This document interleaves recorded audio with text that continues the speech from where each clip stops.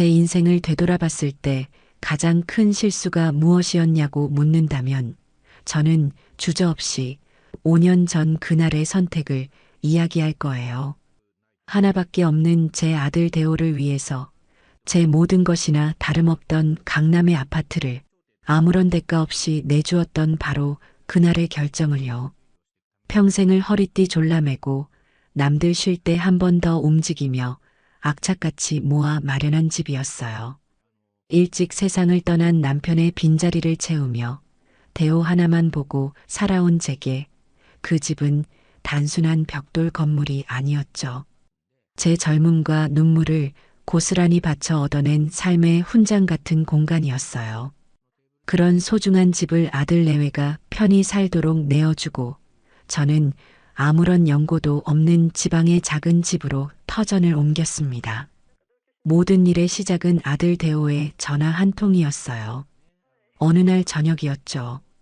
어머니, 드릴 말씀이 있는데요. 수화기 너머로 들려오는 아들의 목소리가 어딘지 모르게 무겁고 조심스러웠어요. 무슨 일이 있나 싶어 가슴이 철렁 내려앉았죠. 응, 대호야. 무슨 일인데 그래? 그게 아니고요, 어머니. 지민이랑 지우 교육 때문에요. 아무래도 저희는 강남을 떠나면 안 될 것 같아요. 아시잖아요. 요즘 애들 교육이 얼마나 중요한지요. 아들의 말에 며느리 유진이는 기다렸다는 듯이 옆에서 거들었어요. 네, 어머님. 이 주변 학원이며 학교며 애들한테는 여기가 가장 좋은 환경이에요.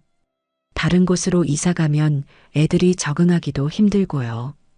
그 말을 듣는 순간 저는 단 1초의 망설임도 없었어요. 제 금쪽 같은 손주들이 좋은 환경에서 공부하고 남부럽지 않게 잘할 수만 있다면 이 늙은이의 남은 인생이야 어디서 보내면 어떻겠어요.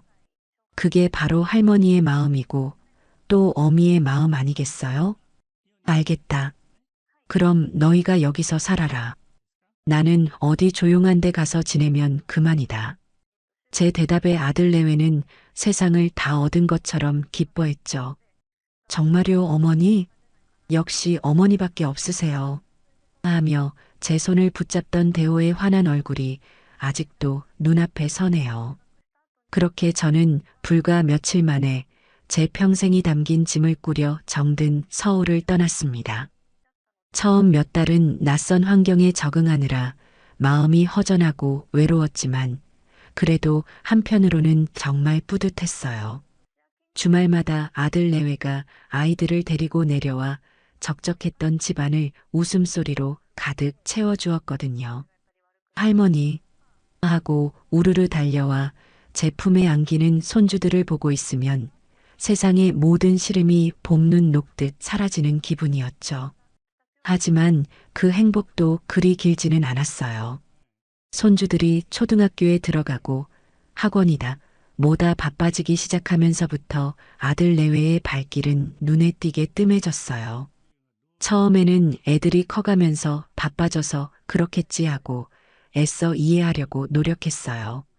보고 싶은 마음은 영상통화로 손주들 얼굴을 보는 것으로 달래곤 했죠. 하지만 그것마저도 애들 지금 숙제해야 해서요. 곧 학원 갈 시간이라서요라는 며느리의 차가운 목소리에 10분을 넘기기 어려웠어요. 시간이 흐를수록 제 마음 한편에는 손주들을 향한 그리움과 함께 아들 내외에 대한 서운함이 조금씩 싹트기 시작했습니다. 그러던 어느 날이었어요. 날씨가 유난히 좋던 봄날 오후였죠. 장롱 깊숙이 보관해 두었던 낡은 앨범을 꺼내보는데 아직 아기티를 벗지 못한 지민이와 지우의 사진을 보니 더는 참을 수가 없어지더군요. 이렇게 얼굴 한번 제대로 못 보고 살 거면 내가 왜 그 좋은 집을 내주고 이 먼 곳에 내려와서 혼자 외롭게 지내고 있나 하는 생각이 들었어요. 보고 싶은 마음이 걷잡을 수 없는 파도처럼 밀려오자 저는 더 이상 망설일 수 없었죠. 다음 날 아침 서울로 가는 첫 차를 타기 위해 곧바로 조촐한 짐을 챙겼습니다. 아들 내외에게 미리 연락을 할까 잠시 고민했지만 깜짝 방문으로 기쁘게 해주고 싶은 마음에 일부러 전화를 걸지 않았어요. 아무런 예고 없이 할머니가 짠하고 나타나면 우리 손주 녀석들이 얼마나 좋아할까? 그 모습을 상상하는 것만으로도 입가에 저절로 미소가 번졌죠. 손주들이 좋아하는 과자와 간식거리를 사서 가방에 넣는 내내 제 마음은 이미 강남의 아들 집에 가 있었어요. 몇 시간을 달려 도착한 서울은 여전히 분주하고 활기찼어요. 높다란 빌딩 숲 사이로 제가 살던 아파트 단지가 눈에 들어오자 마치 오랫동안 떠나있던 고향 집에 돌아온 것처럼 가슴이 쿵쾅거리기 시작했어요. 아파트 입구 화단에는 제가 떠나기 전 직접 심었던 철쭉이 올해도 어김없이 활짝 피어 저를 반겨주더군요. 그걸 보니 괜스레 코끝이 찡해져 왔어요. 모든 것이 너무나 익숙하고 정겨웠죠. 익숙하게 공동 현관 비밀번호를 누르고 엘리베이터에 몸을 실었어요. 15층 버튼을 누르는 손끝이 설렘으로 살짝 떨렸어요. 제 마음은 이미 할머니 하고 달려나올 손주들을 품에 가득 안고 있었습니다. 딩동. 드디어 익숙한 현관문 앞에 서서 초종을 눌렀어요. 금방이라도 문이 활짝 열리며 아이들의 웃음소리가 터져 나올 것 같아 문에 가만히 귀를 기울였죠. 하지만 예상과 달리 집안은 이상할 정도로 조용했어요. 아, 맞다. 평일 낮이니 아이들은 학교에 갔겠구나.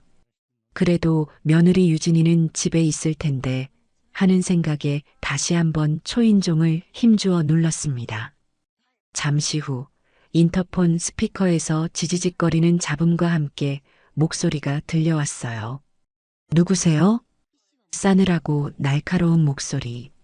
분명 제 며느리 유진이의 목소리가 맞았지만 마치 모르는 사람을 대하듯 냉랭하기 짝이 없는 말투였어요. 저는 순간 너무 당황해서 말문이 막혔어요. 저를 모를 리가 없는데 대체 왜 저렇게 낯선 사람처럼 묻는 걸까요? 나다. 나 윤자. 문 좀 열어주렴. 제 목소리를 확인한 유진이는 한참 동안 아무런 말이 없었어요. 인터폰 너머로 희미하게 숨소리만 들려올 뿐이었죠. 저는 혹시 인터폰이 고장이라도 났나 싶어 문에 바싹 귀를 가져다 댔어요. 바로 그때 다시 유진이의 목소리가 들려왔습니다. 이번에는 당황스러움과 짜증이 노골적으로 뒤섞인 훨씬 더 날카로운 목소리로요. 어머님? 어머님이 여기는 갑자기 웬일이세요? 왜 아무 연락도 없이 오셨어요? 그 말은 날카로운 얼음 송곳이 되어 제 심장에 그대로 날아와 박히는 것 같았어요. 웬일이세요? 라니요. 제 집에 제가 오는데 웬일이냐고 묻다니요. 더구나 연락도 없이라니 마치 제가 무슨 큰 잘못이라도 저지른 사람처럼 따져 묻는 말투였어요. 서운함과 함께 속에서부터 뜨거운 것이 울컥 치밀어 올랐죠. 내 집에 내가 오는데 그것도 일일이 허락을 받아야 하는 거니? 일단 문부터 열고 이야기하자. 저는 애써 분노를 억누르며 침착하게 말했어요. 하지만 문은 열리지 않았고 돌아온 대답은 제 상상을 한참이나 뛰어넘는 것이었습니다. 어머님, 지금 집안이 하나도 정리가 안 돼 있어서요. 너무 지저분해서 보여드리기 좀 그래요. 다음에 오시면 안 될까요? 나중에 오실 때는 꼭 미리 연락 주시고 오세요. 딸깍. 그 말을 끝으로 인터폰은 일방적으로 끊겼어요. 저는 잠시 제가 무슨 말을 들은 건지 제대로 이해할 수가 없었죠. 집이 어수선해서 문을 못 열어준다니요. 그게 이 집의 주인이자 시어머니인 저를 문 밖에 세워둘 이유가 될 수 있나요? 너무나 어이가 없어서 헛웃음만 나왔어요. 하지만 이내 그래 무슨 피치 못할 사정이 있겠지 하고 스스로를 다독였습니다. 정말 집이 발 디딜 틈도 없을 만큼 엉망이라 민망해서 그럴 수도 있겠다 싶었죠. 그래서 저는 그냥 문 앞에서 조금 기다려보기로 했어요. 급하게나마 거실이라도 대충 치우고 곧 문을 열어주겠지 하는 신락 같은 기대를 품고요. 그렇게 1분이 흐르고 5분이 흐르고 어느덧 10분이 훌쩍 지났어요. 차가운 복도에 우두커니 서 있는 시간이 길어질수록 제 안에 신락 같던 기대는 점점 초조함과 불안감으로 변해갔죠. 저는 다시 문에 귀를 대고 안의 소리를 들어보려 했지만 청소하는 소리는커녕 작은 인기척 하나 느껴지지 않았어요. 그저 무거운 정적만이 저를 짓누를 뿐이었죠. 그때였어요. 옆집에 사는 아주머니가 장을 보고 오셨는지 저를 발견하고는 반갑게 인사를 건넸어요. 어머, 회장님 댁 할머니 아니세요? 정말 오랜만에 오셨네요. 저는 화들짝 놀라며 애써 태어난 척 웃어 보였어요. 아, 네. 안녕하세요. 손주들 얼굴 좀 보러 왔어요. 그런데 왜 문 밖에서 계세요? 안에 사람이 없나 봐요? 옆집 아주머니의 순진한 물음에 제 얼굴이 화끈 달아올랐어요. 차마 며느리가 안에 있는데 문을 안 열어줘서요라는 말이 입 밖으로 떨어지지 않았습니다. 아, 그게요. 애들 엄마가 잠깐 뭘 사러 집 앞에 나갔나 봐요. 금방 온다고 해서 여기서 기다리고 있어요.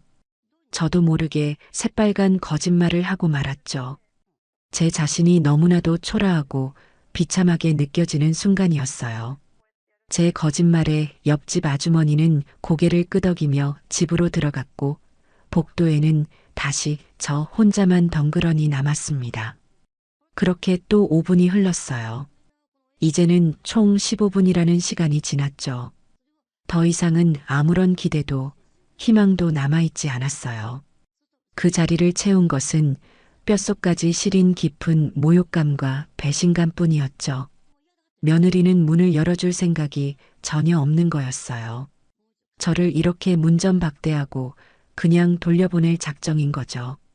발끝에서부터 차가운 냉기가 스멀스멀 온몸으로 퍼져나가는 것 같았어요. 더는 버틸 수가 없었습니다.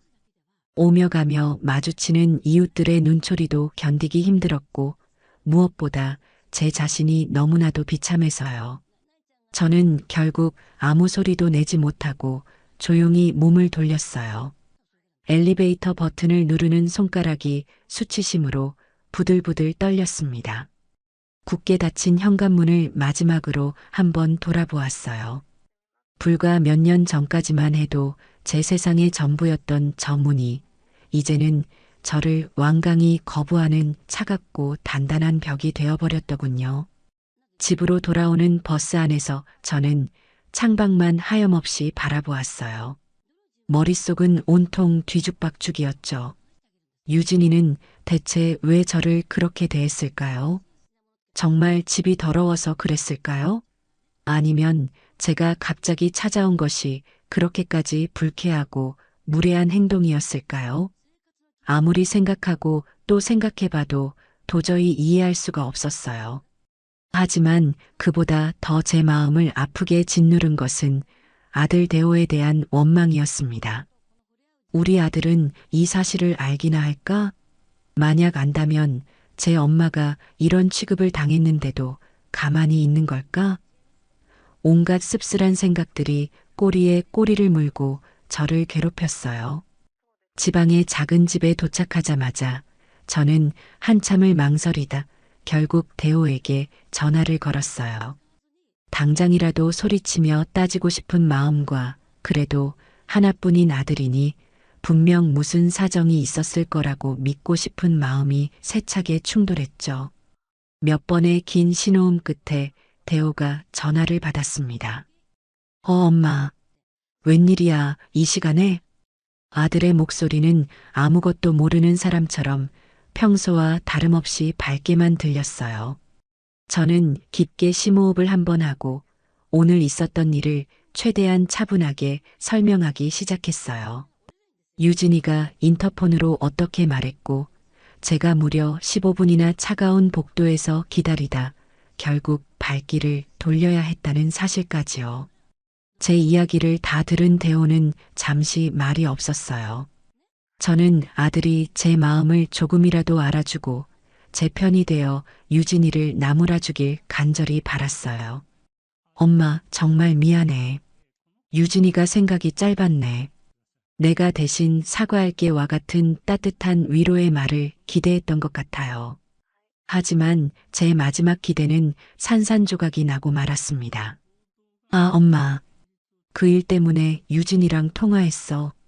오늘 감기 기운이 너무 심해서 하루 종일 끙끙 앓아누워 있었나 봐. 그래서 그랬던 모양이야. 엄마 올 줄 알았으면 약이라도 챙겨 먹고 일어났을 텐데 갑자기 와서 자기도 너무 당황했대. 저는 제 귀를 의심했어요. 감기 기운이 심해서 문을 못 열어준다니요. 아파서 꼼짝도 못할 정도였다면 오히려 어머님, 제가 몸이 너무 안 좋아서요. 문 열어드릴 힘도 없네요. 정말 죄송해요라고 솔직하게 말하는 것이 상식 아닌가요? 집이 지저분하다는 핑계는 또 뭐였고요. 앞뒤가 전혀 맞지 않는 너무나도 어설픈 변명이었어요. 무엇보다 저를 참을 수 없게 만든 것은 아들이 단 한순간도 제 입장에서 생각해주지 않는다는 사실이었어요. 그래도 그렇지, 어떻게 시어머니를 15분이나 문 밖에 세워둘 수가 있니? 아프면 아프다고 솔직하게 말을 했어야 할 거 아니야. 아이, 엄마도 좀 이해해줘. 아픈 사람한테 뭘 그렇게까지 서운해해. 그리고 엄마도 앞으로는 그냥 불쑥 찾아가지 말고 오기 전에 미리 연락 한번 하고 와. 유진이도 손님 맞을 준비할 시간이 필요하잖아. 아들의 말은 겉보기엔 부드러웠지만 그 속에는 분명한 가시가 날카롭게 박혀 있었어요. 모든 책임이 미리 연락하지 않고 찾아간 제게 있다는 듯한 말투였죠. 그리고 준비할 시간이 필요하다는 말은 또 무슨 뜻일까요? 제가 무슨 불시에 검문이라도 나가는 성가신 손님인가요? 서러운 마음에 저도 모르게 목소리가 격앙되었어요. 준비는 도저히 무슨 준비를 한다는 거니? 거기가 원래 내 집인데 내가 내 집에 가는데 왜 며느리 눈치까지 보면서 허락을 받아야 하냐고. 그 순간 전화기 너머로 아들의 깊은 한숨 소리가 들려왔어요. 그리고 이어진 아들의 말은 제 남은 인생을 통째로 뒤흔들어 버리는 세상에서 가장 잔인한 한마디가 되었습니다. 엄마, 그 집 이제 우리한테 주신 집 아니야? 왜 자꾸 엄마 집이라고 그래? 엄마가 그렇게 말씀하시면 유진이가 얼마나 부담스러워하는지 알아? 쿵. 제 심장이 저 아래 까마득한 바닥으로 떨어지는 소리가 들리는 것 같았어요. 우리한테 주신 집. 왜 자꾸 엄마 집이라고 그래? 제 아들의 입에서 나온 말이라고는 도저히 믿을 수가 없었죠. 저는 단 한 번도 그 집을 아들에게 주었다고 생각한 적이 없어요. 그저 아들 내외가 손주들 키우며 편안하게 살 수 있도록 빌려준 것이라고, 잠시 맡겨둔 것이라고만 생각했죠. 그런데 제 아들은 이미 그 집을 자신의 완전한 소유라고 생각하고 있었던 거예요. 그리고 이제 제 존재는 그 집에 대한 권리를 주장하는 부담스럽고 거추장스러운 과거일 뿐이었던 거죠. 전화기를 들고 있던 손이 힘없이 아래로 툭 떨어졌어요. 더 이상 아들과 무슨 말을 할 수 있을까요? 제 아들은 더 이상 제 아들이 아니었어요. 며느리 이유진의 남자, 그리고 그 집의 새로운 주인이 되어 제 어미를 문 밖으로 밀어내고 있었어요. 제가 바친 청춘과 헌신이, 제 인생 그 자체였던 그 집이 이렇게 허무하게 부정당하는 순간이었습니다. 알았다. 다신 그런 말 안 할게. 이만 끊는다. 저는 간신히 그 말만 내뱉고 전화를 끊었어요. 거실 한가운데 우두커니 서서 한참을 꼼짝도 할 수가 없었어요.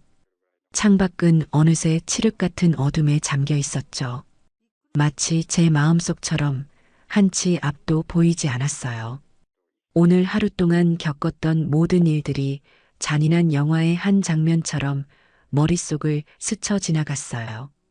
며느리의 차가운 목소리, 굳게 닫혔던 현관문, 저를 위아래로 훑어보던 이웃의 무심한 눈초리, 그리고 마지막으로 제 가슴에 대못을 박은 아들의 말까지. 이것은 결코 단순한 해프닝이 아니었어요.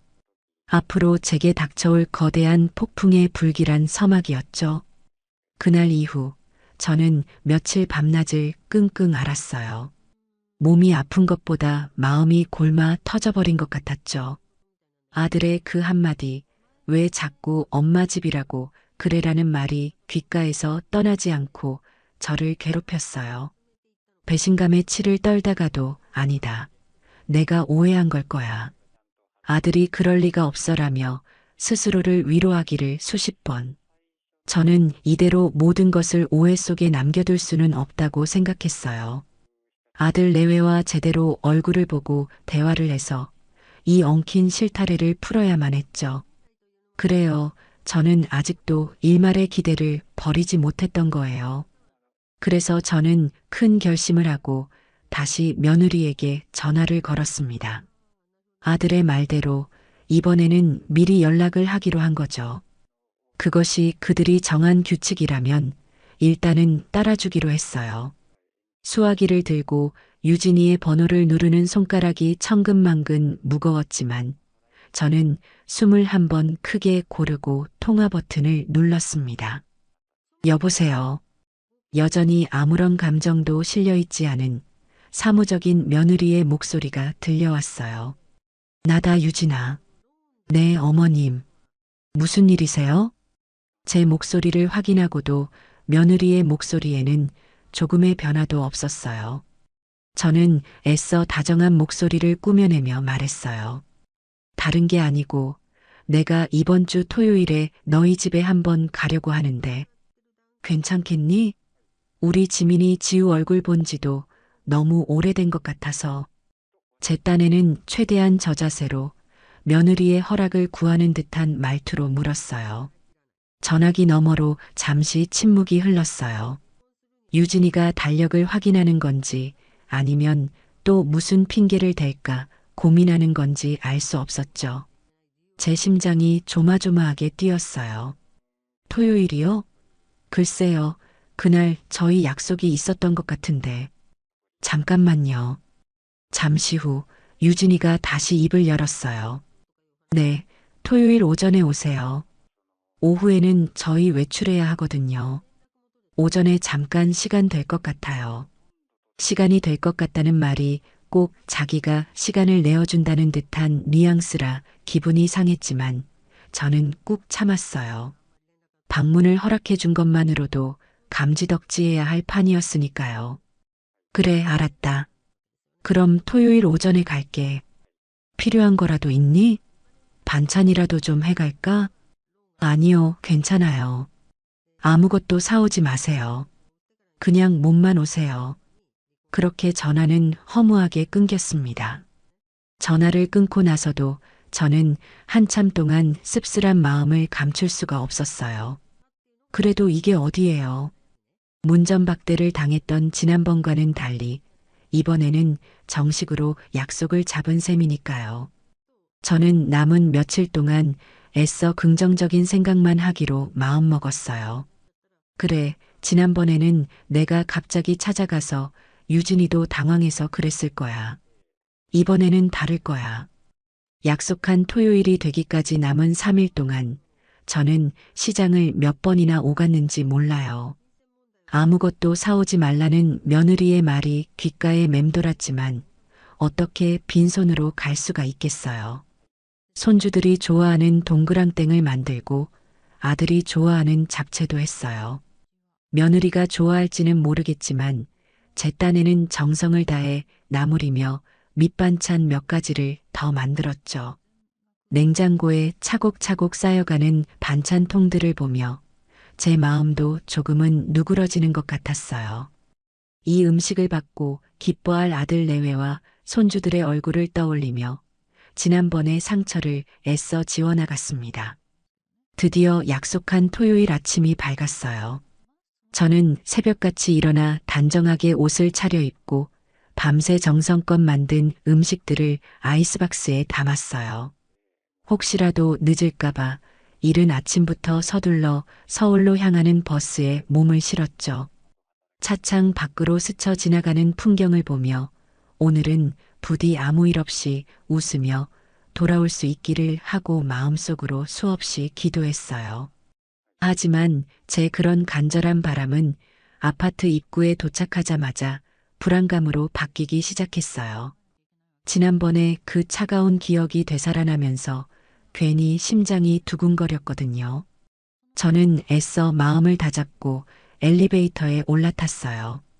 15층에 도착해 현관문 앞에 서자 저도 모르게 숨을 한번 크게 고르게 되더군요.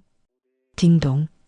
약속한 시간보다 조금 이르게 도착했지만 그래도 미리 연락을 했으니 금방 문을 열어줄 거라고 생각했어요. 그러나 이번에도 역시나 문은 바로 열리지 않았습니다.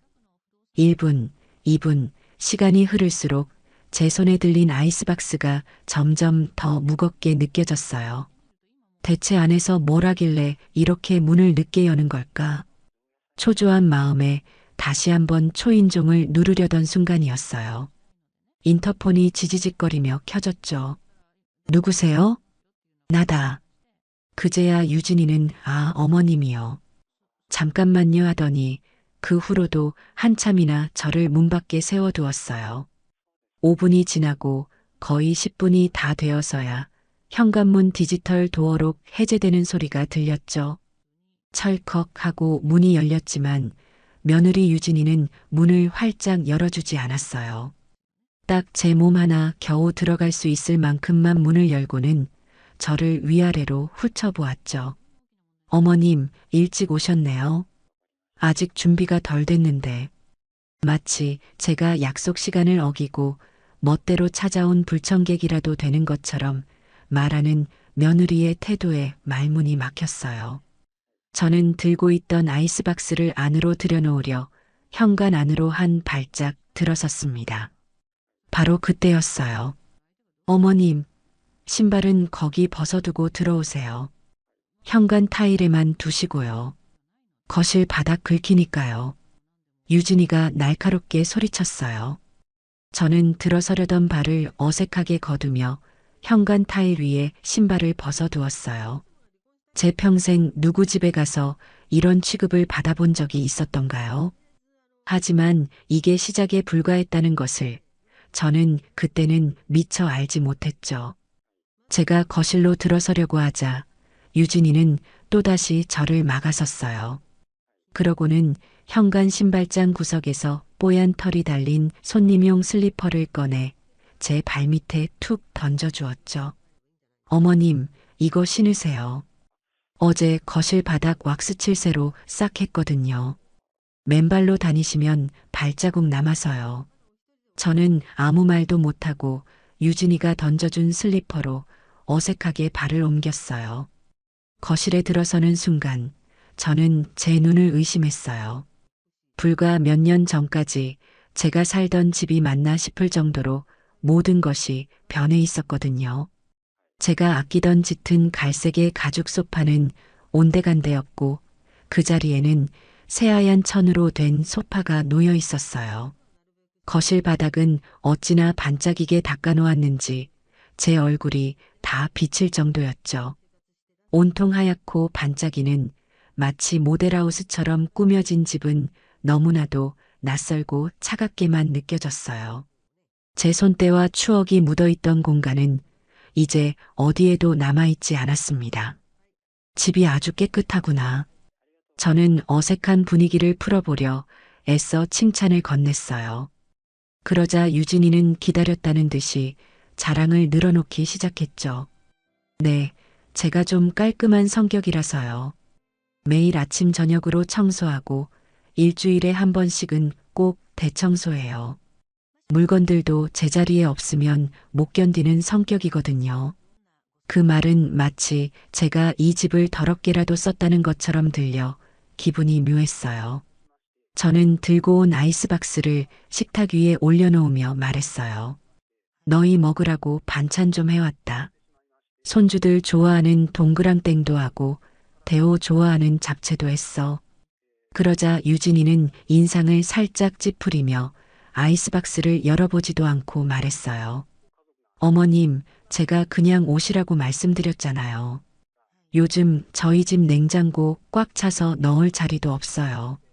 그리고 저희는 유기농 아니면 잘 안 먹어서요. 그냥 다시 가져가세요. 저는 제 귀를 의심했어요. 밤새 잠도 안 자고 정성껏 만든 음식을 고맙다는 말은커녕 면전에서 거절하다니요. 유기농 아니면 안 먹는다는 말은 또 뭔가요? 제 음식이 무슨 몸에 해로운 음식이라도 된다는 듯한 말투였어요. 얼굴이 화끈거리고 손이 부들부들 떨렸지만 저는 간신히 참아냈습니다. 그래도 맛이라도 보렴. 내가 얼마나 정성껏 만들었는데. 아니에요, 어머님. 마음만 감사히 받을게요. 음식물 쓰레기만 늘어서요. 저쪽 베란다에 잠시 두셨다가 가실 때 꼭 챙겨가세요. 며느리는 제게 눈길 한 번 주지 않고 냉정하게 말했어요. 더 이상 무슨 말을 할 수 있을까요? 저는 무거운 아이스박스를 들고 며느리가 가리키는 베란다 구석에 내려놓았어요.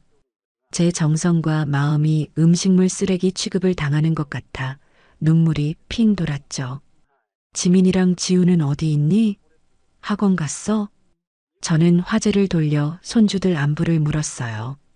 손주들 얼굴이라도 보면 이 서러운 마음이 좀 풀릴 것 같았거든요. 네, 아침부터 영어 학원 갔다가 오후에는 수학 과외 가야 해요. 오늘은 집에 없을 거예요. 아니, 토요일인데 애들을 그렇게 뺑뺑이를 돌려? 할머니 왔다는데 얼굴도 못 보고 가는 게 말이 되니? 어머님, 요즘 강남 애들 다 이렇게 살아요. 하루라도 쉬면 경쟁에서 뒤처지는 거 순식간이에요. 어머님은 잘 모르시잖아요. 잘 모르신다는 말에 또 한 번 가슴에 비수가 꽂혔어요. 며느리는 저를 손주들 교육에 대해 아무것도 모르는 시대에 뒤떨어진 늙은이 취급을 하고 있었던 거죠. 저는 할 말을 잃고 소파 끝에 어색하게 걸터 앉았어요.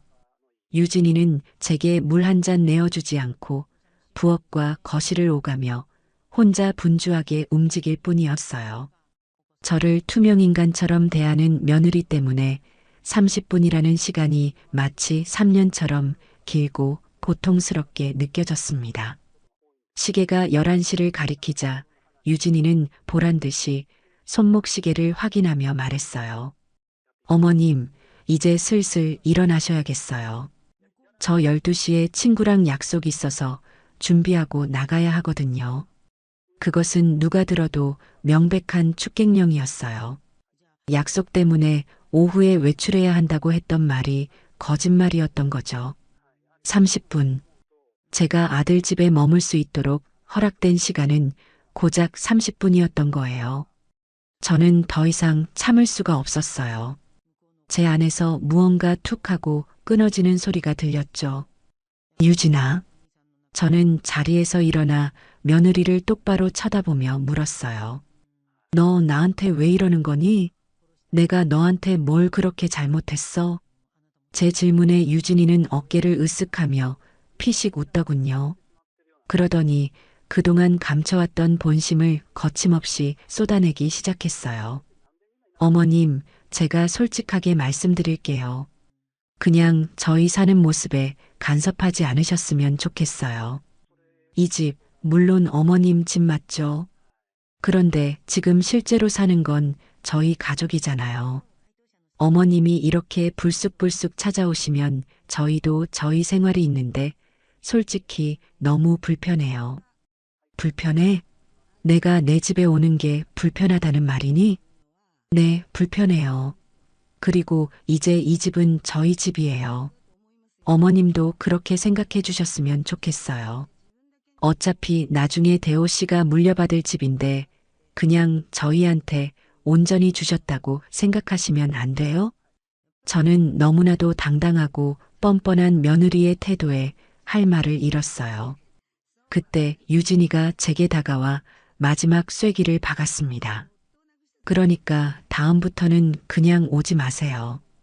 오늘처럼 연락하고 오셔도 저 바쁘면 못 받을 수도 있을 거예요. 이제 아셨죠? 그 말을 끝으로 유진이는 현관문을 활짝 열고 제가 나가기만을 기다렸어요. 저는 아무런 말도 아무런 저항도 하지 못하고 멍하니 서 있었어요.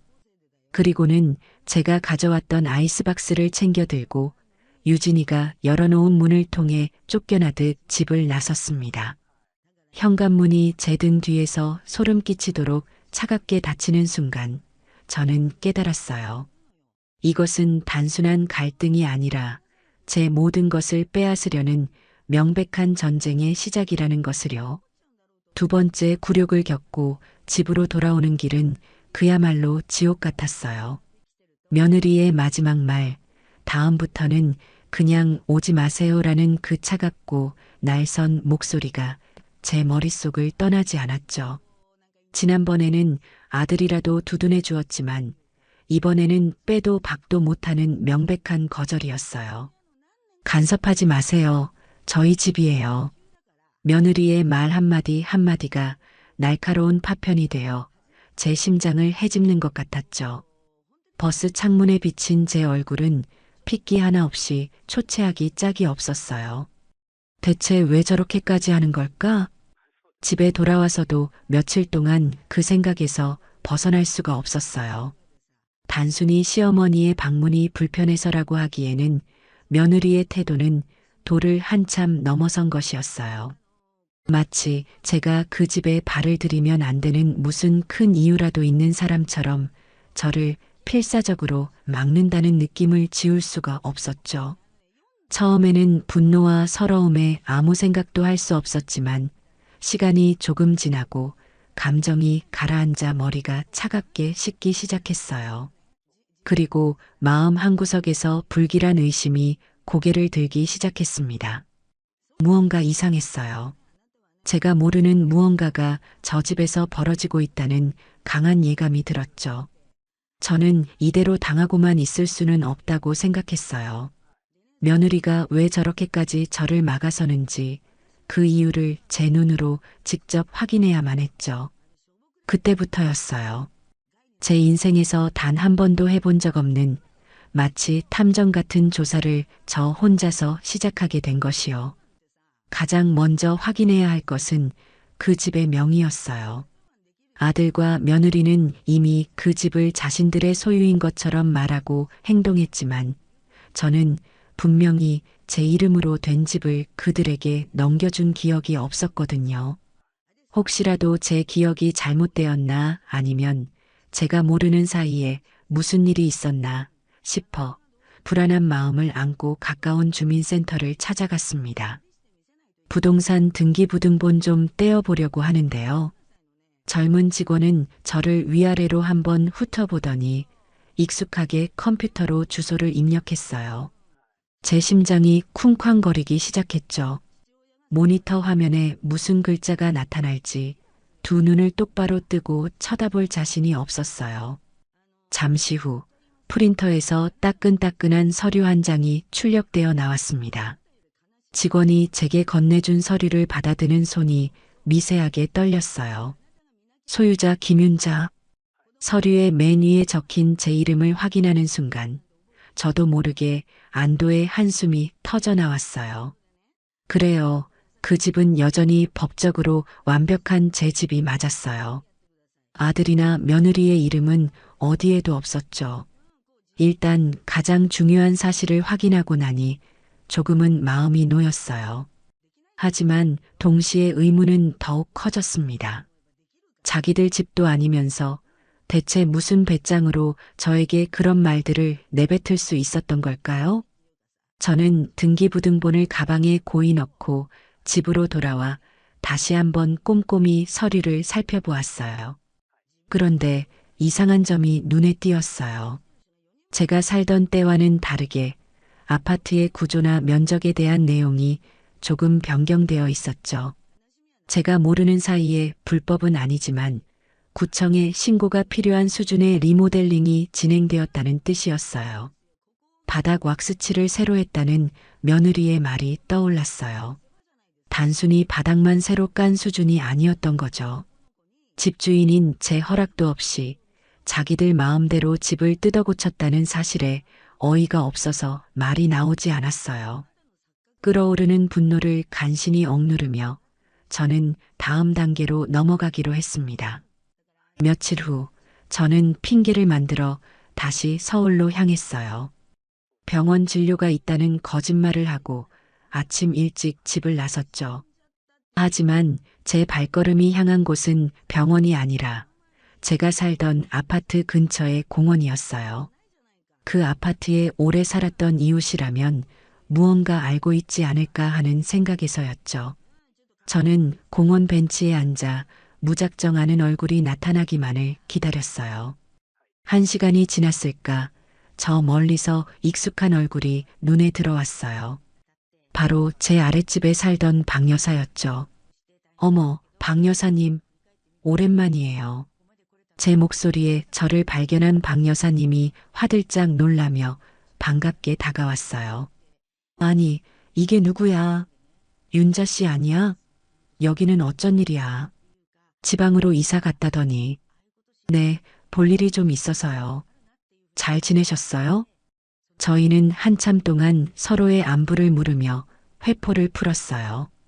그리고 저는 조심스럽게 본론을 꺼냈습니다. 저기, 박 여사님, 혹시 우리 아들 내외 요즘 어떻게 지내는지 아세요? 제가 통 연락이 잘 안 돼서요. 제 질문에 박 여사님은 기다렸다는 듯이 입을 열었어요. 아이고, 말도 마. 얼마나 잘 지내는데. 윤자 씨 며느리 아주 이 동네에서 여왕처럼 하고 다녀. 이 집이 자기 집이라고 아주 동네방네 자랑을 하고 다니잖아. 박 여사님의 말에 제 심장이 쿵 내려앉는 것 같았어요. 자기 집이라고요? 그럼 얼마 전에는 집 리모델링 싹 했다고 우리 부녀의 사람들 다 불러서 집들이도 했어. 돈을 몇 천만 원이나 들였다나 뭐라나. 아주 입이 귀에 걸렸더라고. 열심히 살았더니 강남에 제 이름으로 된 집도 갖게 되네요 하면서 말이야. 저는 아무 말도 할 수가 없었어요. 며느리가 제 등 뒤에서 그런 거짓말을 하고 다니고 있었다니요. 박 여사님은 제 표정이 굳어지는 것도 모른 채 계속해서 말을 이어갔어요. 그리고 요즘은 집에 사람들도 엄청 자주 불러. 밤늦게까지 시끄럽게 파티 같은 것도 자주 하고 젊은 사람들이라 그런지 아주 신나게들 살더라고. 몇 번 시끄러워서 민원을 넣을까 하다가 그래도 윤자 씨 아들 생각해서 참았지. 모든 퍼즐 조각이 맞춰지는 순간이었어요. 며느리가 저를 그토록 필사적으로 막았던 이유. 그것은 바로 자신의 거짓말이 탄로 날까봐 두려웠기 때문이었던 거죠. 제가 그 집에 나타나는 순간 자신이 만들어 놓은 강남 아파트자가 소유자라는 허상과 거짓말이 모두 무너져 내릴 테니까요. 박 여사님과 헤어지고 집으로 돌아오는 길, 저는 분노보다 더 큰 허탈감에 휩싸였습니다. 하지만 진짜 충격은 아직 남아 있었어요. 집에 돌아온 저는 문득 며느리가 했던 말이 생각났어요. 예전에 얼핏 자기는 SNS에 자기 일상을 기록하는 걸 좋아한다고 했었죠. 저는 평생 그런 걸 해본 적이 없지만 혹시나 하는 마음에 옆집 사는 젊은 세댁에게 부탁해 며느리의 이름을 검색해 달라고 했어요. 그리고 잠시 후 옆집 세댁이 건네준 휴대폰 화면을 보고 저는 그 자리에 얼어붙고 말았습니다. 화면 속에는 제 며느리 유진이의 화려한 일상이 파노라마처럼 펼쳐지고 있었어요. 명품 가방과 옷을 자랑하는 사진들, 고급 레스토랑에서 음식을 먹는 사진들, 그리고 제 눈을 가장 사로잡은 것은 바로 우리 집 인테리어 대공개 라는 제목으로 올라온 여러 장의 사진이었습니다.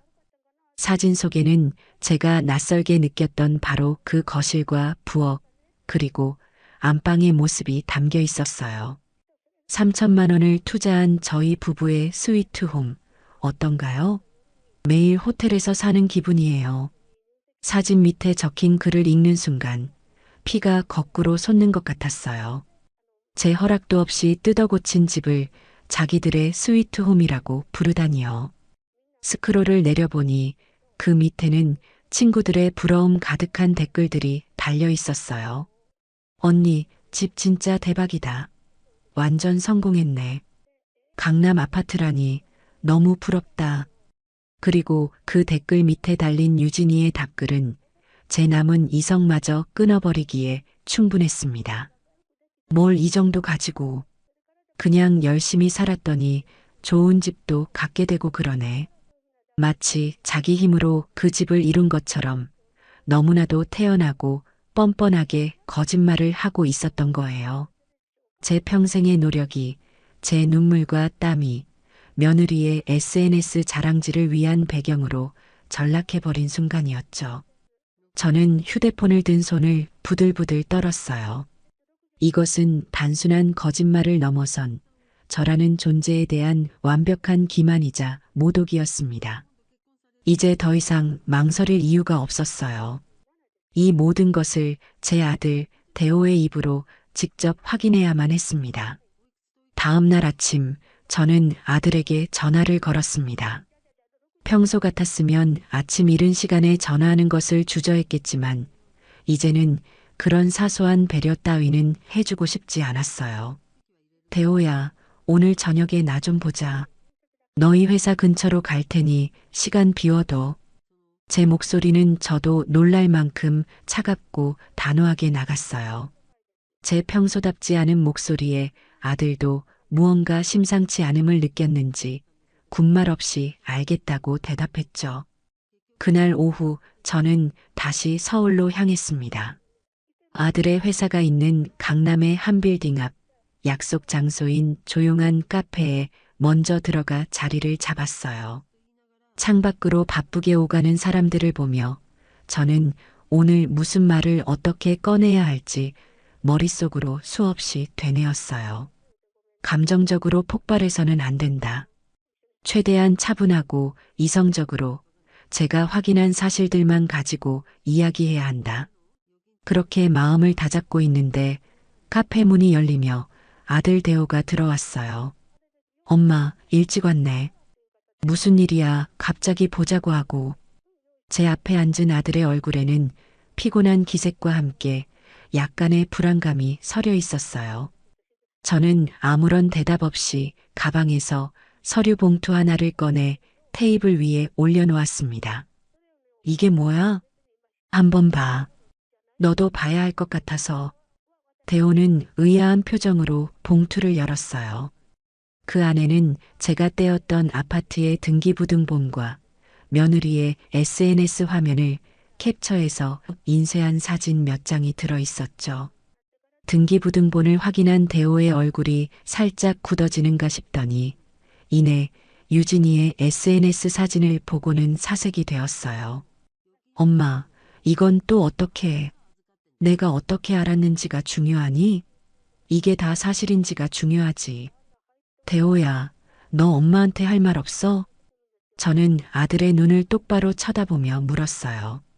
대호는 제 시선을 피하며 어쩔 줄 몰라 했어요. 한참 동안 입술만 달싹이던 아들은 결국 궁색한 변명을 늘어놓기 시작했습니다. 엄마, 그게 유진이가 요즘 좀 예민해서 그래. 친구들한테 자랑하고 싶은 마음도 있고 하니까 그냥 좀 좋게 봐주면 안 돼? 아기가 있어서 그런 건 아니야. 아기가 없어? 집주인인 나한테는 오지도 말라고 문전박대하면서 등 뒤에서는 이 집이 자기 집이라고 돈내봐 내 떠들고 다니는 게 아기가 없는 거니? 그리고 이 리모델링은 또 뭐야? 이거 하는데 돈이 한두 푼 든 게 아닐 텐데. 누구 허락받고 집을 이렇게 다 뜯어 고친 거야? 제 추궁의 대호는 더 이상 말을 잇지 못하고 고개를 숙였어요. 제가 모든 것을 알고 있다는 사실에 더는 변명도 통하지 않는다고 생각했겠죠. 저는 마지막 남은 희망을 걸고 아들에게 물었습니다. 너는 정말 몰랐니? 유진이가 이러고 다니는 거 정말 몰랐어? 제발 몰랐다고 말해주길 바랐어요. 아내의 잘못된 행동을 미처 알지 못했다고, 알았다면 당장 뜯어 말렸을 거라고 말해주길 바랐죠.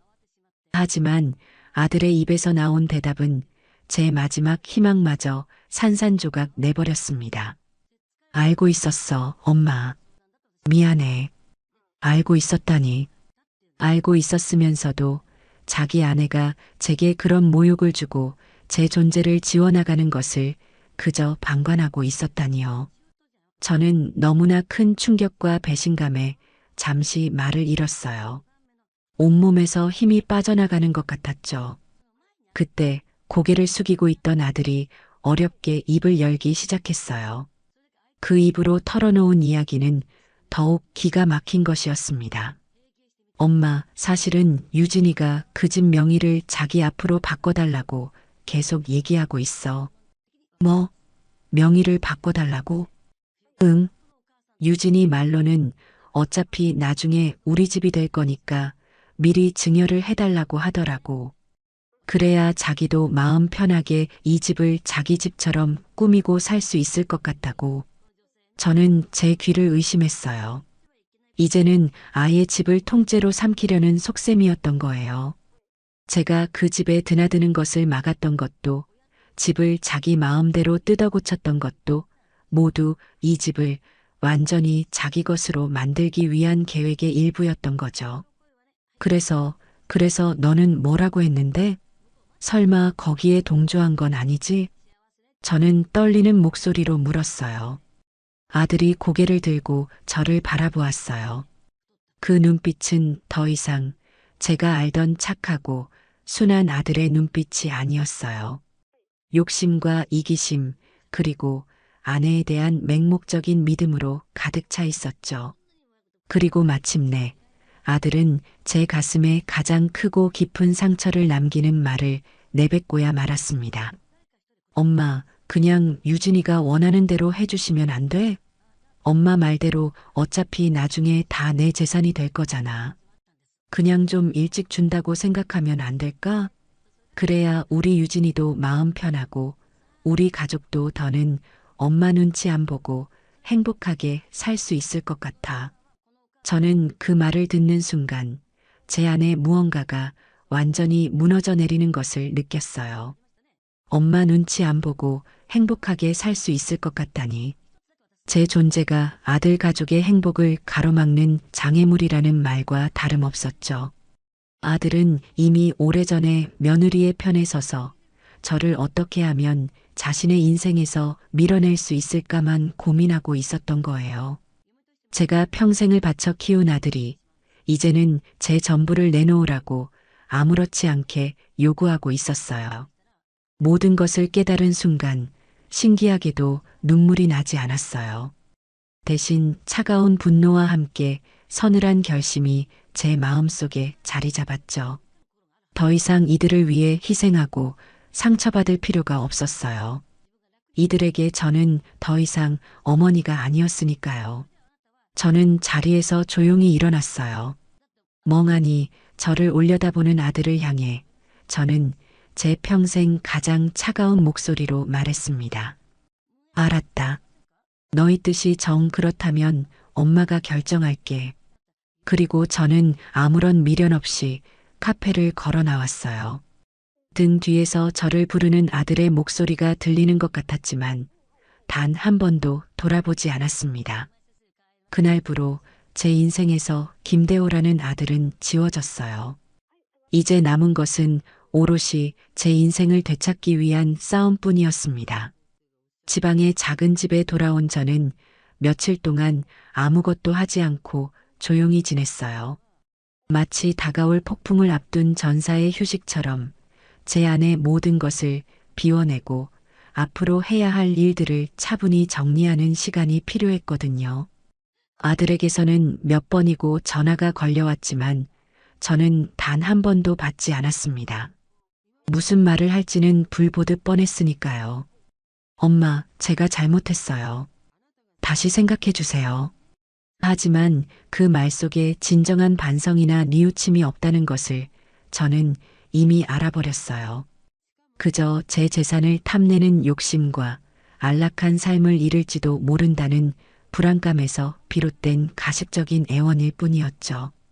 일주일이 지났을까 제 마음의 결심이 바위처럼 단단하게 굳어졌다고 느꼈을 때 저는 자리에서 일어났습니다.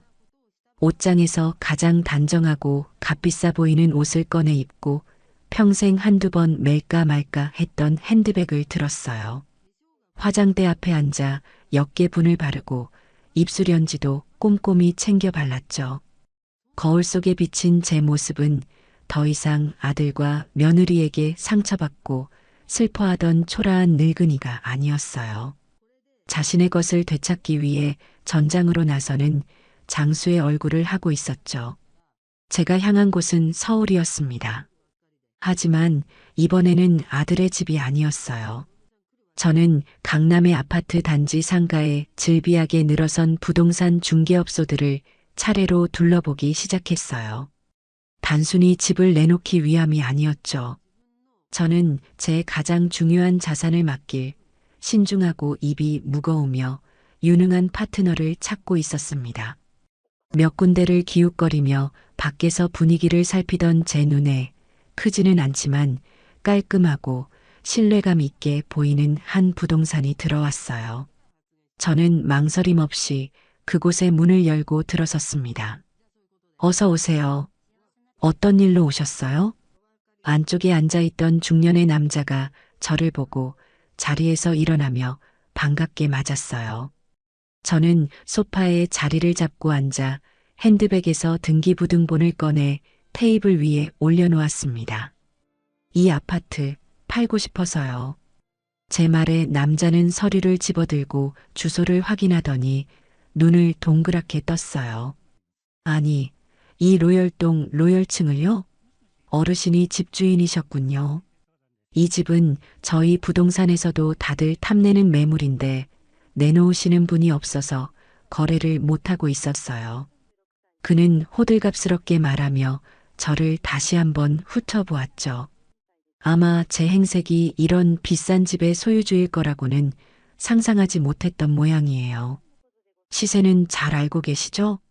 요즘 워낙 올라서 못 받아도 30억은 충분히 받습니다. 혹시 급하게 파시는 거면 저희가 아는 투자자분들께 연락해서 최대한 빨리 정리해 드릴 수도 있고요. 남자는 제가 돈이 급해 집을 파는 것이라고 지레짐작하는 듯 했어요. 저는 그의 눈을 똑바로 쳐다보며 차분하게 말했습니다. 아니요, 금매로 팔 생각 전혀 없어요. 제값 다 받고 팔 겁니다.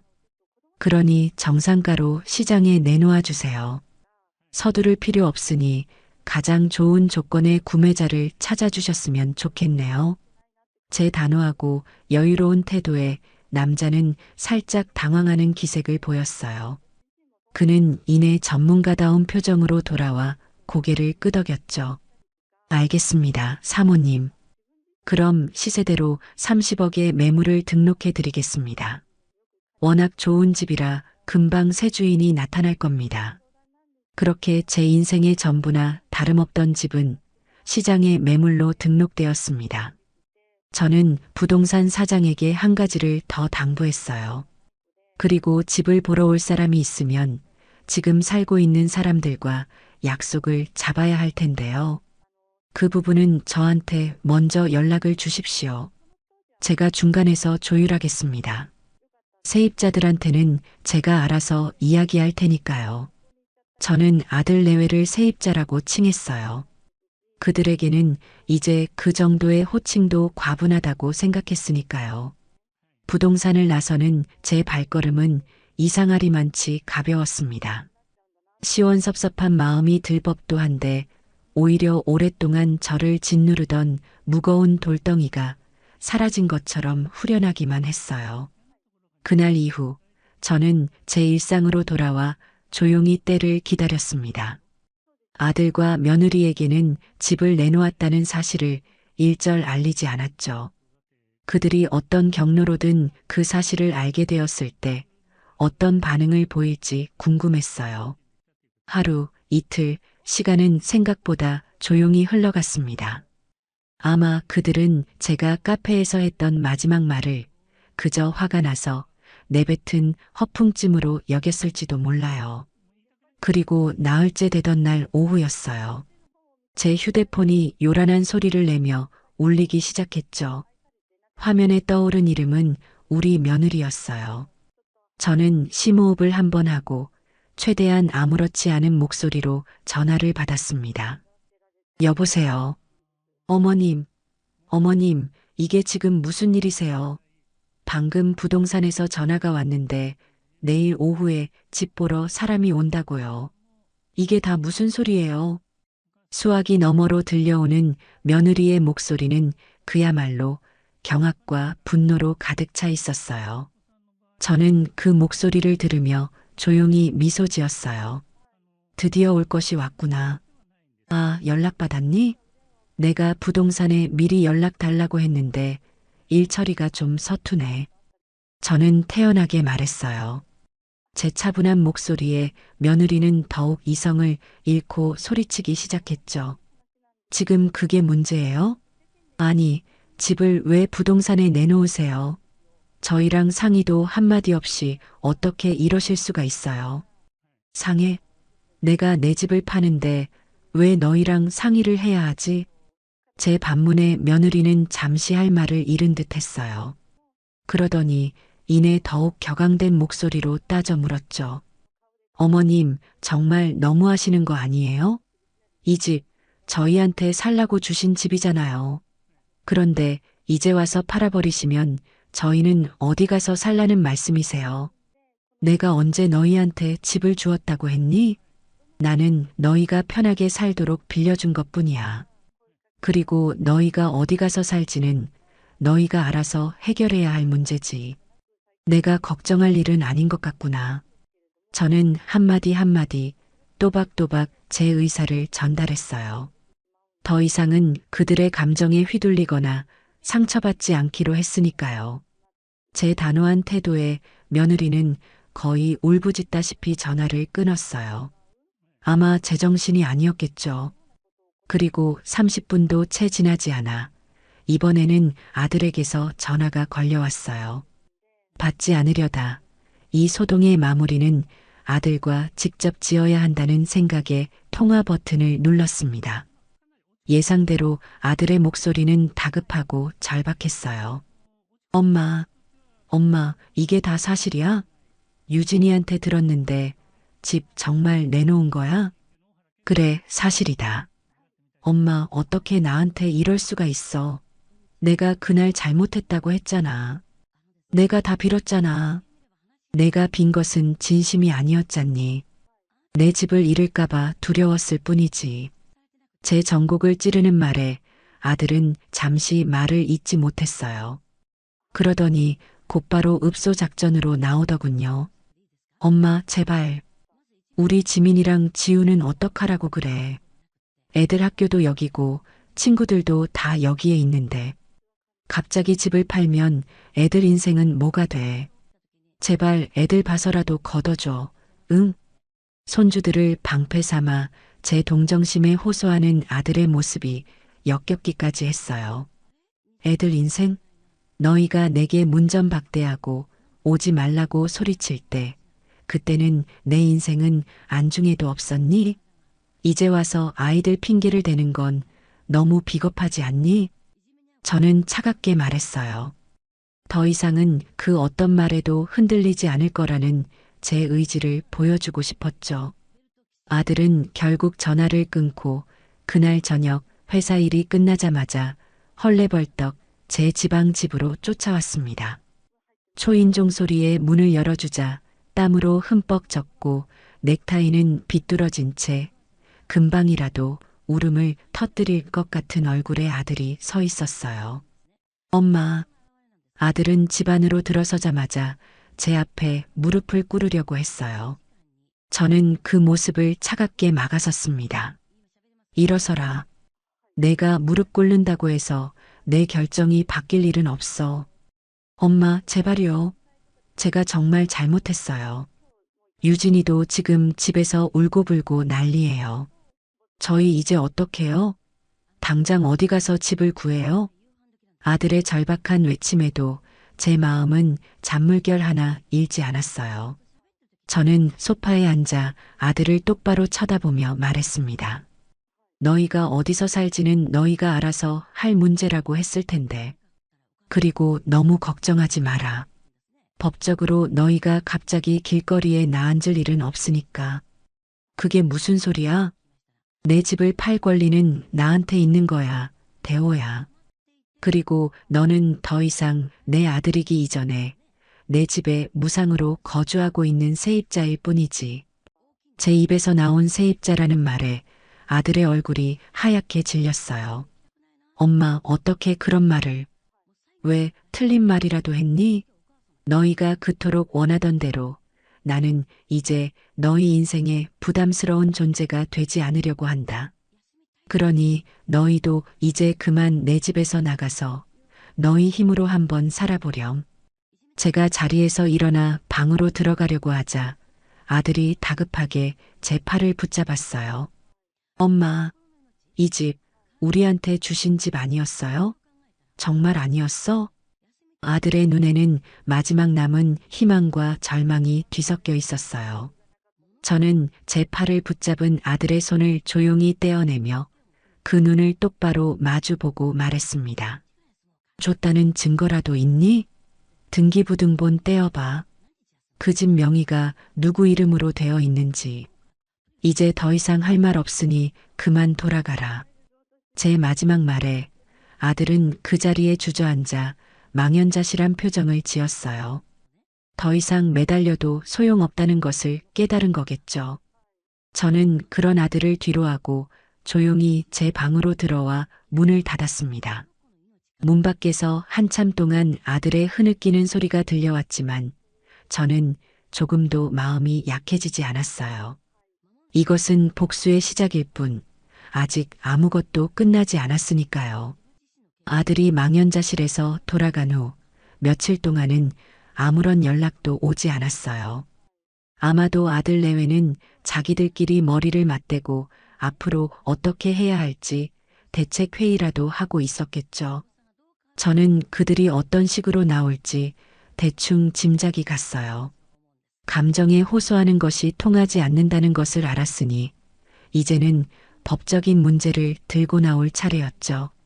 아니나 다를까 며칠 뒤 제 앞으로 내용 증명 우편물이 한 통 배달되었습니다. 발신인에는 며느리 이유진의 이름과 함께 처음 들어보는 법무법인의 이름이 적혀 있었어요. 저는 올 것이 왔구나 싶어 차분하게 봉투를 뜯었습니다.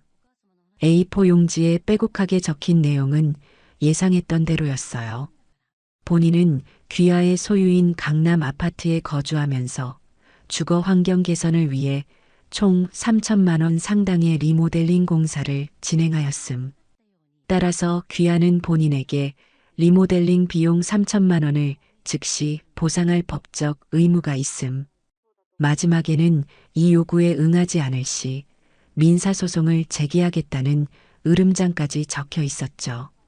저는 그 서류를 읽고 어이가 없어서 실소를 터뜨렸어요. 자기들 마음대로 남의 집을 뜯어 고쳐놓고 이제 와서 그 돈을 물어내라니.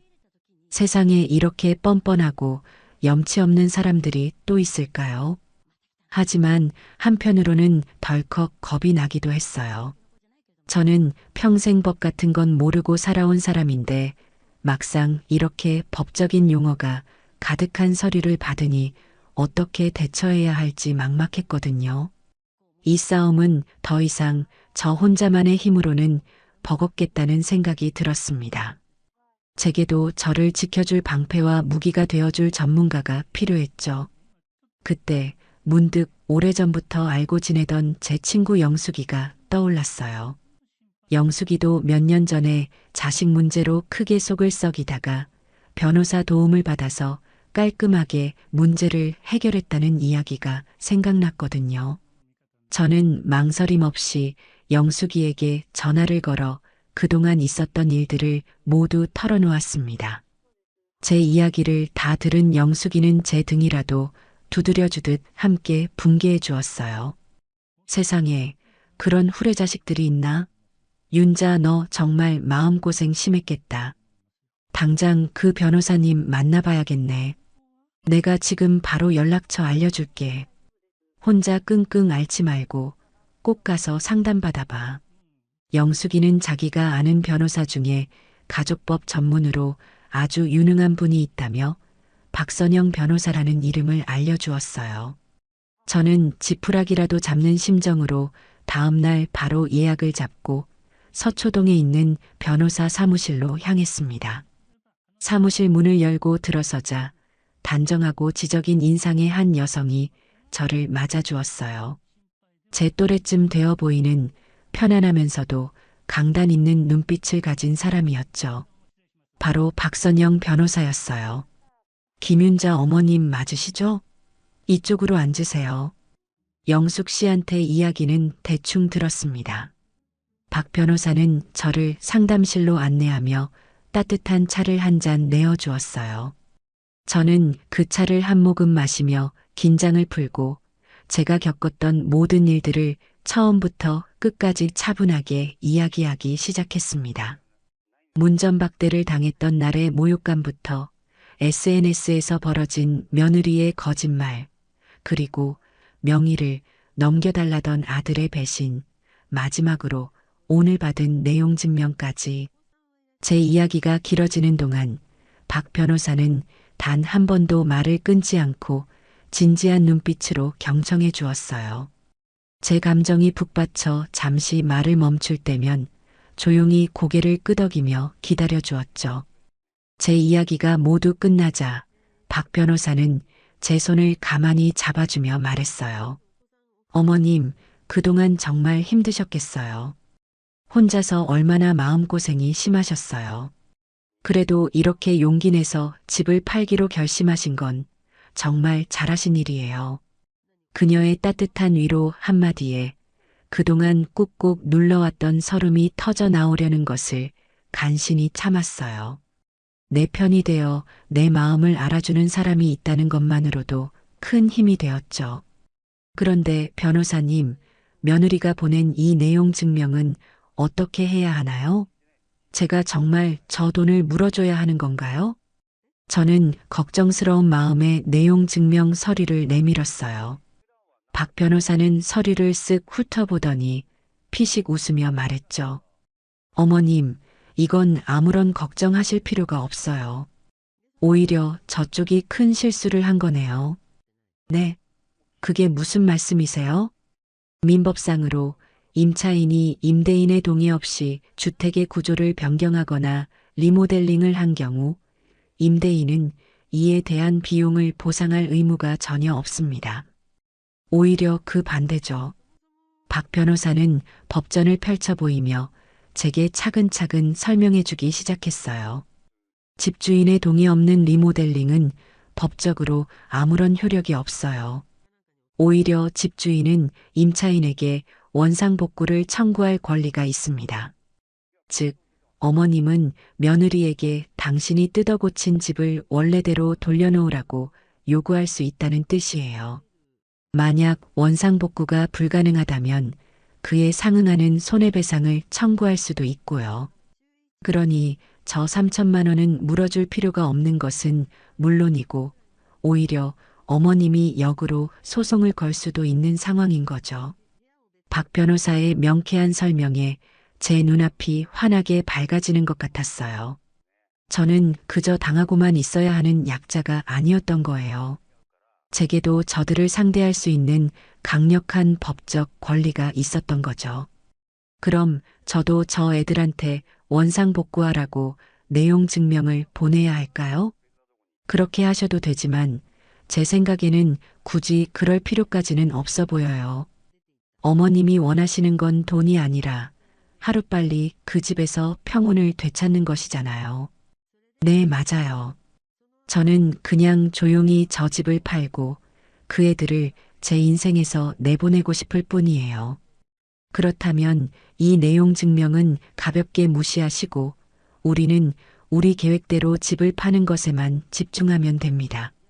아마 저쪽에서도 자기들 요구가 법적으로 근거가 없다는 걸 알면 더 이상 이 문제로 어머님을 괴롭히지는 못할 거예요. 박 변호사의 말에 저는 큰 확신을 얻었어요. 그녀는 마치 안개 속을 헤매던 제게 밝은 등대가 되어주는 것 같았죠. 저는 그 자리에서 박 변호사에게 이 사건을 정식으로 위임하기로 결정했습니다. 그녀는 제 결정을 듣고 고개를 끄덕이며 앞으로 진행될 과정에 대해 구체적인 전략을 세워주기 시작했어요. 일단 집이 계약되면 법적으로는 잔금 치르는 날 집을 비워주는 것이 원칙입니다. 하지만 아드님 가족이 순순히 나가주지 않을 가능성이 높아요. 그럴 경우를 대비해야 합니다. 만약 저 애들이 끝까지 버티면 어떻게 해야 하나요? 계약서에 명도집을 비워주는 건 날짜를 명확하게 기재하고 만약 그 날짜를 어길 시 발생하는 모든 손해에 대해 책임을 묻겠다는 특약을 넣을 겁니다. 계약이 체결되면 아드님에게 정식으로 명도 통보를 내용 증명으로 보내는 거죠. 보통은 3개월에서 6개월 정도의 유예기간을 줍니다. 그런데도 나가지 않고 버티면 그때는 법원에 부동산 명도 소송을 제기하고 승소 판결을 받아서 강제 집행을 신청할 수 있어요. 법원 집행관들이 가서 합법적으로 짐을 빼내는 절차죠. 강제 집행이라는 말에 마음이 조금 무거워졌지만 이제는 물러설 곳이 없었어요. 박 변호사는 제 표정을 읽었는지 부드러운 목소리로 덧붙였죠. 물론 거기까지 가지 않고 해결되는 것이 가장 좋겠죠. 하지만 최악의 상황까지 대비하고 있어야 어머님이 흔들리지 않으실 수 있어요. 모든 법적 절차는 제가 알아서 진행할 테니 어머님은 아무 걱정하지 않으셔도 됩니다. 그리고 그녀는 제가 가장 마음에 걸려 하던 문제를 먼저 꺼내 주었어요. 혹시 손주들은 보고 싶지 않으세요?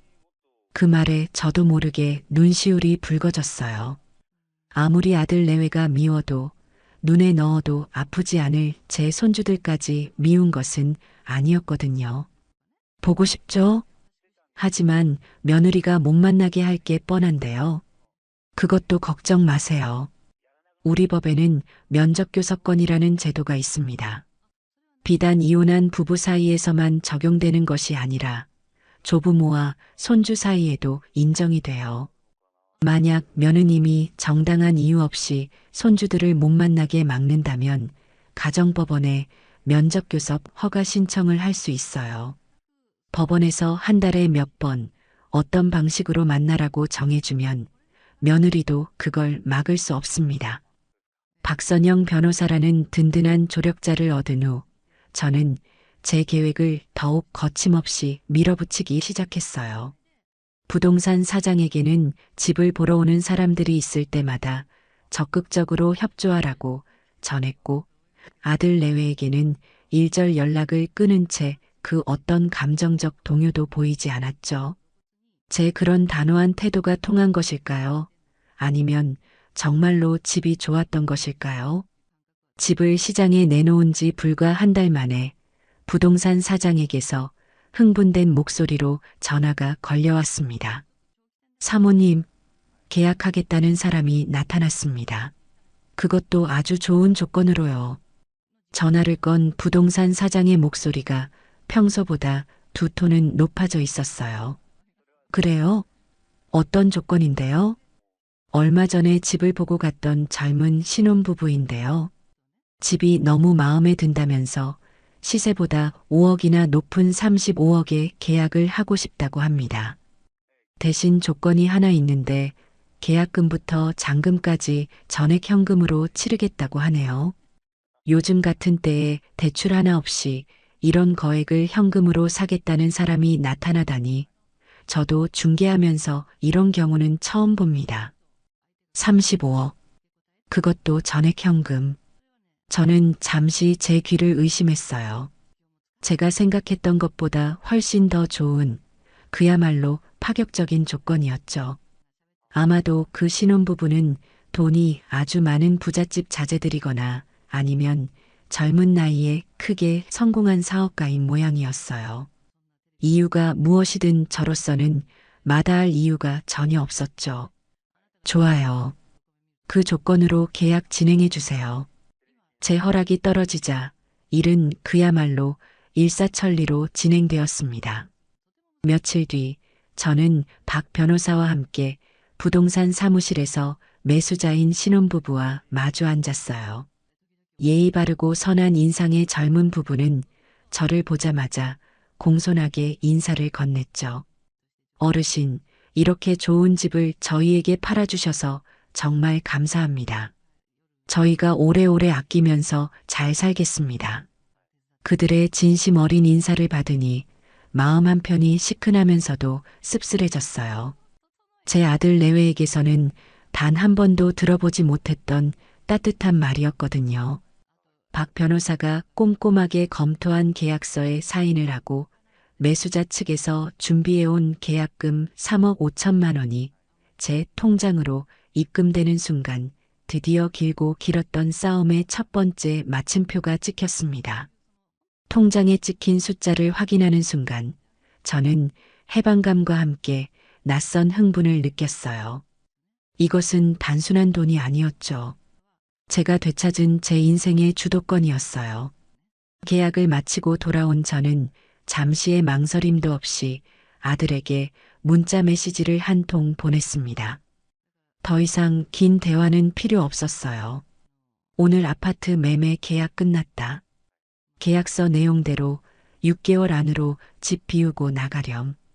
전화도 아닌 감정 없는 짧은 문자 한 통. 그것이 제가 아들에게 보낸 마지막 통보였습니다. 메시지를 보낸 뒤 저는 휴대폰 전원을 아예 꺼버렸어요. 이제부터는 그들의 울부짖음이나 애원에 응답해줄 필요가 없었으니까요. 예상대로 그날 밤부터 제 집은 그야말로 불이 나기 시작했어요.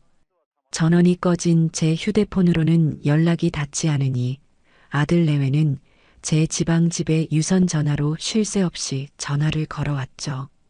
저는 수화기를 아예 내려놓고 그 어떤 소리도 듣지 않았어요.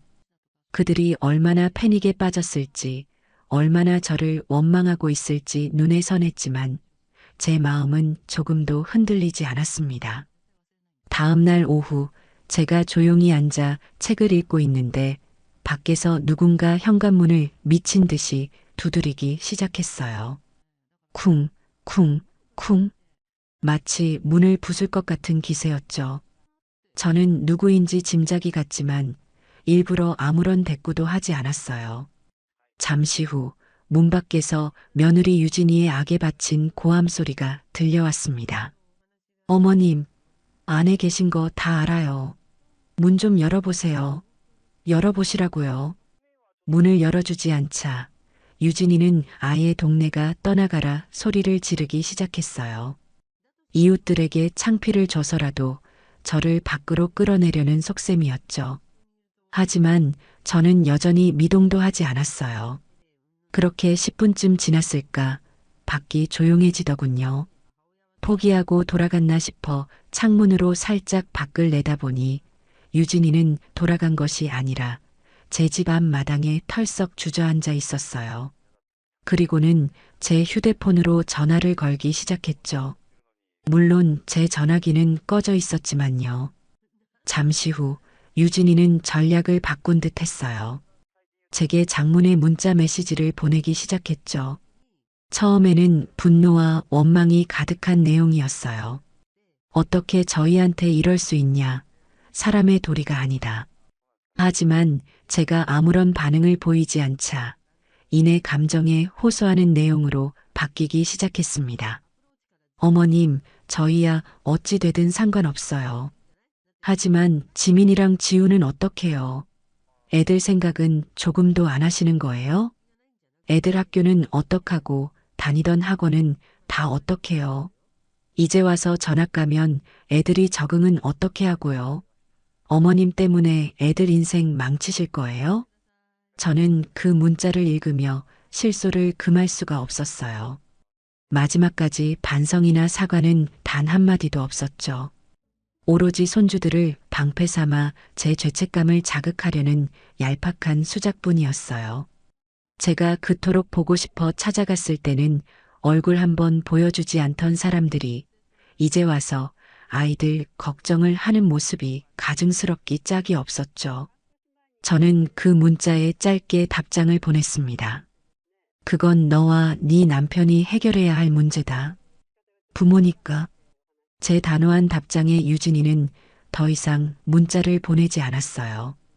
대신 그날 저녁, 이번에는 아들 대호가 집으로 찾아왔습니다. 며느리와는 달리 아들은 문을 두드리거나 소리를 지르지 않았어요. 그저 현관문 앞에 우두커니 서서 제가 문을 열어주기만을 기다리는 듯 했죠. 저는 한참 만에 현관문을 열어주었습니다. 문 앞에 서 있는 아들의 모습은 그야말로 처참했어요. 며칠 사이에 얼굴은 반쪽이 되어 있었고 눈은 퀭하게 들어가 있었죠. 엄마. 아들은 저를 보자마자 그 자리에 털썩 무릎을 꿇었습니다. 그리고는 제 바짓가랑이라도 붙잡을 것처럼 손을 뻗으며 울기 시작했어요. 엄마, 제가 잘못했어요. 제가 정말 죽을 죄를 지었어요. 제발, 제발 다시 한번 생각해 주세요. 네. 제가 앞으로 정말 잘할게요. 엄마한테 평생 속죄하면서 살게요. 아들이 제 앞에서 무릎을 꿇고 눈물을 흘리는 모습을 보니 제 마음도 아주 잠시 흔들리는 것을 느꼈어요. 그래도 제 배 아파 낳은 자식인데 저렇게 망가진 모습을 보니 어찌 마음이 편할 수 있겠어요. 하지만 저는 고개를 저으며 그 짧은 동정심을 억눌렀습니다. 저 눈물이 진심이 아니라는 것을 저는 너무나도 잘 알고 있었으니까요. 저것은 잘못을 뉘우치는 참회의 눈물이 아니라 자신의 안락한 성이 무너지는 것을 막기 위한 절박한 발버둥일 뿐이었죠. 저는 무릎 꿇고 있는 아들을 차갑게 내려다보며 말했습니다. 대호야, 넌 이미 선택을 했어. 아주 오래전에. 엄마, 그게 무슨 소리야? 넌 엄마가 아니라 유진이를 선택했잖니. 내 집을 너희 집이라고 생각했고 나를 너희 인생의 짐이라고 생각했어. 나는 그 선택을 존중해 주기로 한 것뿐이야. 아니야, 엄마. 절대 아니야. 내가 생각이 짧았어. 내가 미쳤었나 봐. 아니, 그게 너의 진심이었어. 이제 와서 말을 바꾼다고 해서 이미 엎질러진 물을 다시 주워 담을 수는 없는 거다. 저는 아들을 지나쳐 마루에 앉았어요. 그리고 마지막으로 제가 아들에게 해주고 싶었던 말을 꺼냈습니다. 이제 내가 가장으로서 책임을 지고 네 가족을 돌봐. 더 이상 엄마한테 기대서 편하게 살 생각하지 말고 네 힘으로 집도 구하고 네 힘으로 아이들도 키워. 그게 진짜 어른이고 진짜 가장이야. 제 냉정한 선언에 아들은 더 이상 아무 말도 하지 못하고 그저 바닥에 엎드려 흐느끼기만 했어요. 그 울음소리를 들으며 저는 생각했습니다. 제 아들은 오늘에서야 비로소 진짜 어른이 되기 위한 첫걸음을 뗀 것이라고요. 물론 그 과정은 혹독하고 고통스럽겠지만 그것 또한 아들이 스스로 감당해야 할 몫이었습니다. 저는 더 이상 아들의 인생에 개입하지 않을 거예요. 그저 멀리서 제 아들이 한 사람의 독립된 인간으로 바로 서기를 지켜볼 뿐이었죠. 제 역할은 이제 거기까지였습니다. 그날 이후 저는 그 어떤 연락도 받지 않았어요. 아마도 그들은 이제 더 이상 제게 감정적으로 매달리는 것이 아무런 소용이 없다는 것을 깨달았겠죠. 계약서에 명시된 6개월이라는 시간은 생각보다 더디게 흘러갔습니다. 그 시간 동안 아들 내외가 어떤 심정으로 지냈을지 저는 애써 생각하지 않으려 노력했어요. 그들을 동정하는 순간 제 결심이 흔들릴 수도 있다는 것을 알았기 때문이죠. 저는 그저 박선영 변호사와 꾸준히 연락하며 만약의 사태에 대비한 법적 절차들을 차분히 준비해 나갈 뿐이었습니다. 시간은 흘러 약속된 6개월의 마지막 달이 되었어요. 저는 당연히 그들이 이사갈 집을 구하고 짐을 정리하고 있을 것이라고 생각했죠. 하지만 잔금 날짜가 코앞으로 다가왔는데도 아들 내외에게서는 아무런 연락이 없었어요. 오히려 불안한 소식을 전해온 것은 집을 매수한 신혼부부였습니다. 어르신, 안녕하세요. 다름이 아니라 저희가 인테리어 공사 때문에 미리 한번 집을 둘러보고 싶은데 혹시 지금 살고 계신 분들과 연락이 가능할까요? 저희가 몇 번 전화를 드렸는데 전혀 받지를 않으셔서요. 그 전화를 받고 저는 불길한 예감에 휩싸였습니다. 설마 했던 일이 현실이 되려 하고 있었죠. 저는 즉시 부동산 사장에게 연락해 상황을 파악해달라고 부탁했어요. 잠시 후 부동산 사장에게서 돌아온 대답은 제 예상을 한치도 벗어나지 않았습니다. 사모님, 큰일 났습니다. 아드님 댁에 찾아가 봤는데 집을 내놓은 흔적이 전혀 없습니다. 이사갈 준비를 전혀 안 하고 있어요. 초인종을 눌러도 대답도 없고요. 기가 막혔어요. 6개월이라는 충분한 시간을 주었음에도 불구하고 그들은 마지막까지 버텨보겠다는 심산이었던 거죠. 아마도 제가 피를 나눈 어미라는 사실을 마지막 보험처럼 믿고 있었을지도 몰라요. 설마 친아들을 길바닥에 내쫓기야 하겠어? 하는 얄팍한 계산이었겠죠. 하지만 그들은 저를 너무나도 우습게 본 거였어요. 저는 더 이상 지체할 시간이 없다고 판단하고 곧바로 박선영 변호사에게 연락했습니다. 변호사님, 아무래도 저 애들이 순순히 나갈 생각이 없는 것 같습니다. 약속한 날짜가 얼마 남지 않았는데 꼼짝도 안 하고 있어요. 제 다급한 목소리에도 박 변호사는 조금도 당황하지 않고 차분하게 말했어요. 어머님, 예상했던 일입니다. 너무 걱정하지 마세요. 이럴 때를 대비해서 저희는 이미 모든 준비를 끝내놓았습니다. 지금 즉시 법원에 부동산 명도 소송을 접수하고 강제 집행 절차를 시작하겠습니다. 강제 집행이라니요. 정말 거기까지 가야 할까요? 아무리 마음을 굳게 먹었어도 강제 집행이라는 단어가 주는 무게감은 상당했어요. 제 손으로 아들의 살림살이를 길거리로 끌어내야 한다는 사실이 마음을 무겁게 짓눌렀죠. 어머님, 마음 약해지시면 안 됩니다. 이건 어머님이 아드님을 괴롭히는 것이 아니라 어머님의 정당한 권리를 되찾는 과정일 뿐이에요. 그리고 새로운 집주인과의 약속을 지키기 위한 어쩔 수 없는 선택이고요. 모든 책임은 약속을 어기고 버티고 있는 아드님 부부에게 있는 겁니다. 박 변호사의 단호한 말에 저는 다시 한번 마음을 다잡았어요. 그래요. 이건 제가 시작한 일이 아니었어요. 그들이 저를 막다른 골목으로 몰아넣은 결과일 뿐이었죠. 그 후에 모든 법적인 절차는 박 변호사가 일사천리로 진행해 주었습니다. 법원은 저희의 명도 소송을 정당한 것으로 인정했고 아들 내외에게 즉시 퇴거하라는 명령을 내렸어요.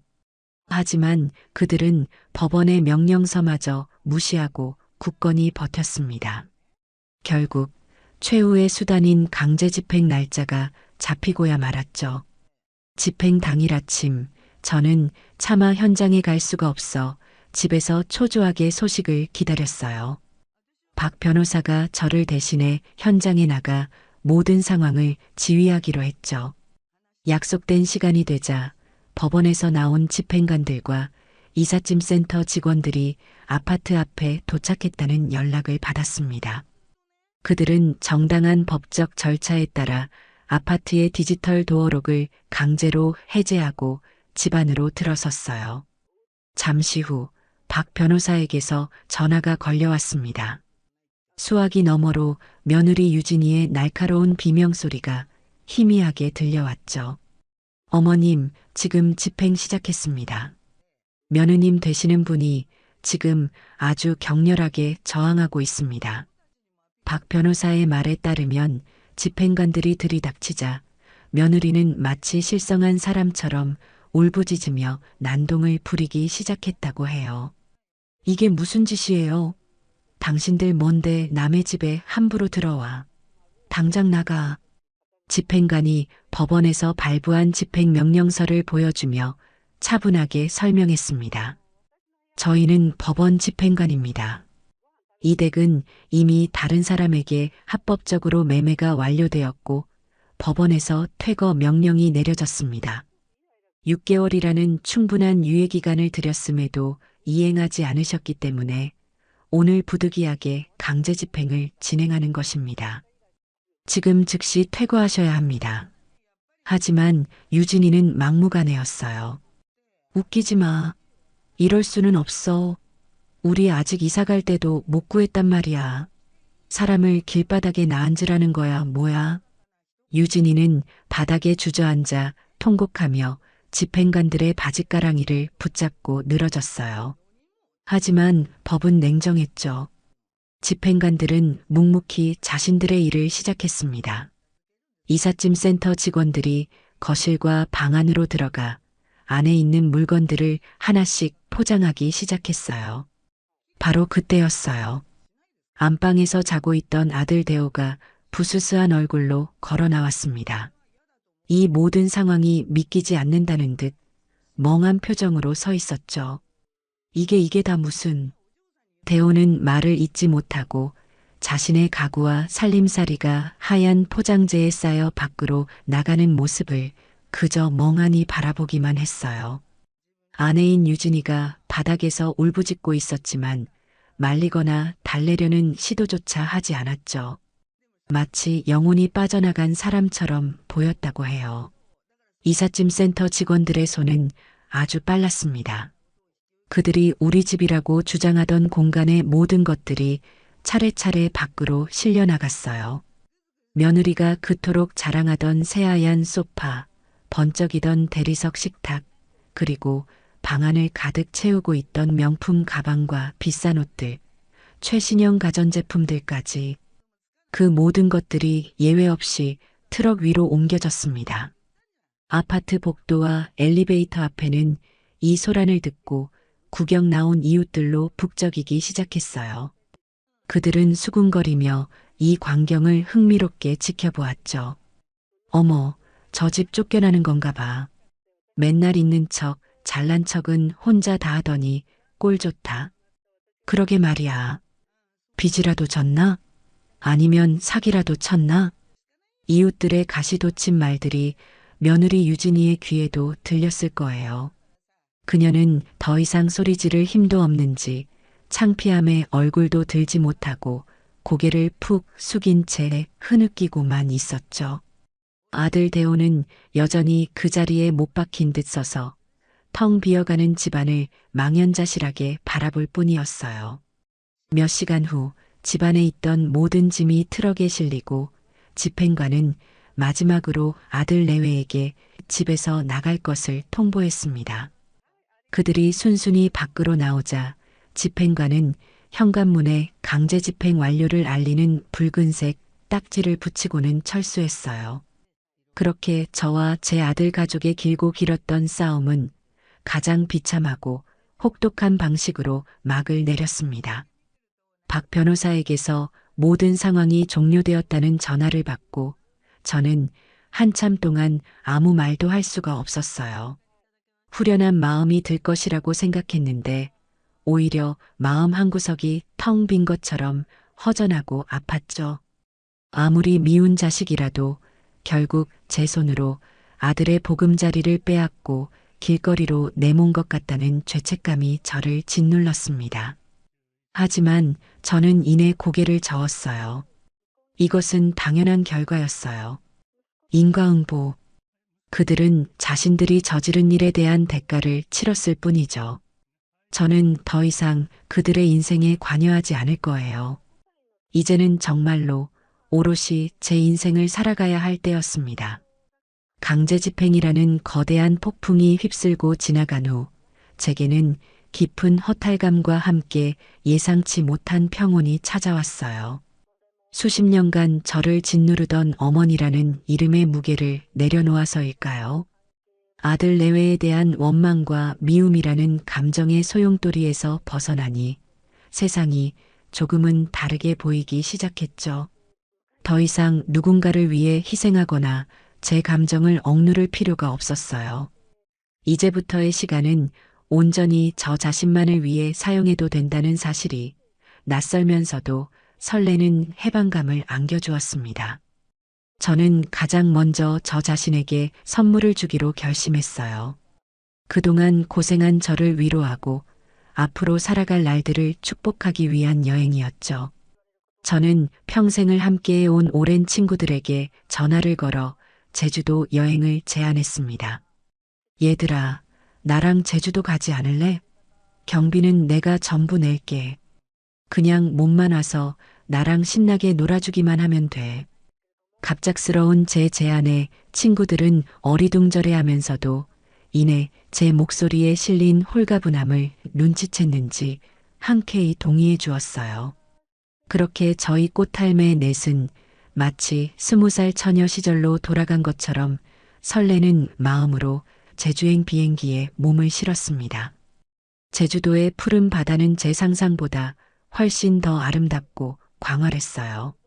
시원한 바닷바람을 맞으며 해변을 걷고 있으니 그동안 제 마음속에 쌓여있던 응어리들이 파도에 씻겨나가듯 사르르 풀리는 것 같았죠. 저희는 맛있는 향토 음식을 마음껏 먹고 아름다운 풍경을 배경으로 수백 장의 사진을 찍었어요. 밤에는 숙소에 모여 앉아 젊은 시절의 추억을 이야기하며 시간 가는 줄 모르고 웃고 떠들었죠. 친구들은 제가 겪은 일들을 모두 알고 있었기에 여행 내내 제 눈치를 살피며 조심스러워했어요. 하지만 저는 오히려 더 밝게 웃으며 먼저 그 이야기를 꺼냈습니다. 얘들아, 나 이제 정말 괜찮아. 오히려 속이 다 후련해. 이제라도 내 인생을 되찾은 것 같아서 얼마나 좋은지 몰라. 제 말에 친구들은 그제야 안심하며 제 손을 꼭 잡아주었어요. 그래, 윤자야. 정말 잘 생각했어. 이제부터는 절대 자식들한테 얽매이지 말고 오직 너 자신만을 위해서 살아. 우리도 항상 네 곁에서 응원할게. 친구들의 따뜻한 격려 속에서 저는 지난 세월 동안 잊고 지냈던 제 자신의 소중함을 다시 한번 깨달을 수 있었어요. 그렇게 꿈 같았던 며칠간의 여행을 마치고 돌아왔을 때 저는 더 이상 과거에 얽매여 슬퍼하는 김윤자가 아니었어요. 새로운 인생을 향해 당당하게 걸어나갈 준비가 된 새로운 김윤자로 다시 태어난 기분이었죠. 여행에서 돌아온 제가 가장 먼저 한 일은 박선영 변호사의 조언에 따라 가정법원에 면접교섭 허가 신청을 한 것이었습니다. 아들 내외는 미워도 아무것도 모르는 제 손주들을 영영 보지 못하고 살 수는 없었으니까요. 이 소식을 전해 들은 아들은 처음에는 완강히 거부했어요. 엄마, 어떻게 저희한테 이러실 수 있어요?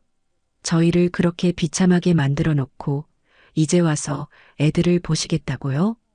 하지만 박 변호사가 법적인 권리를 설명하며 단호하게 나가자 아들도 결국 두 손을 들 수밖에 없었죠.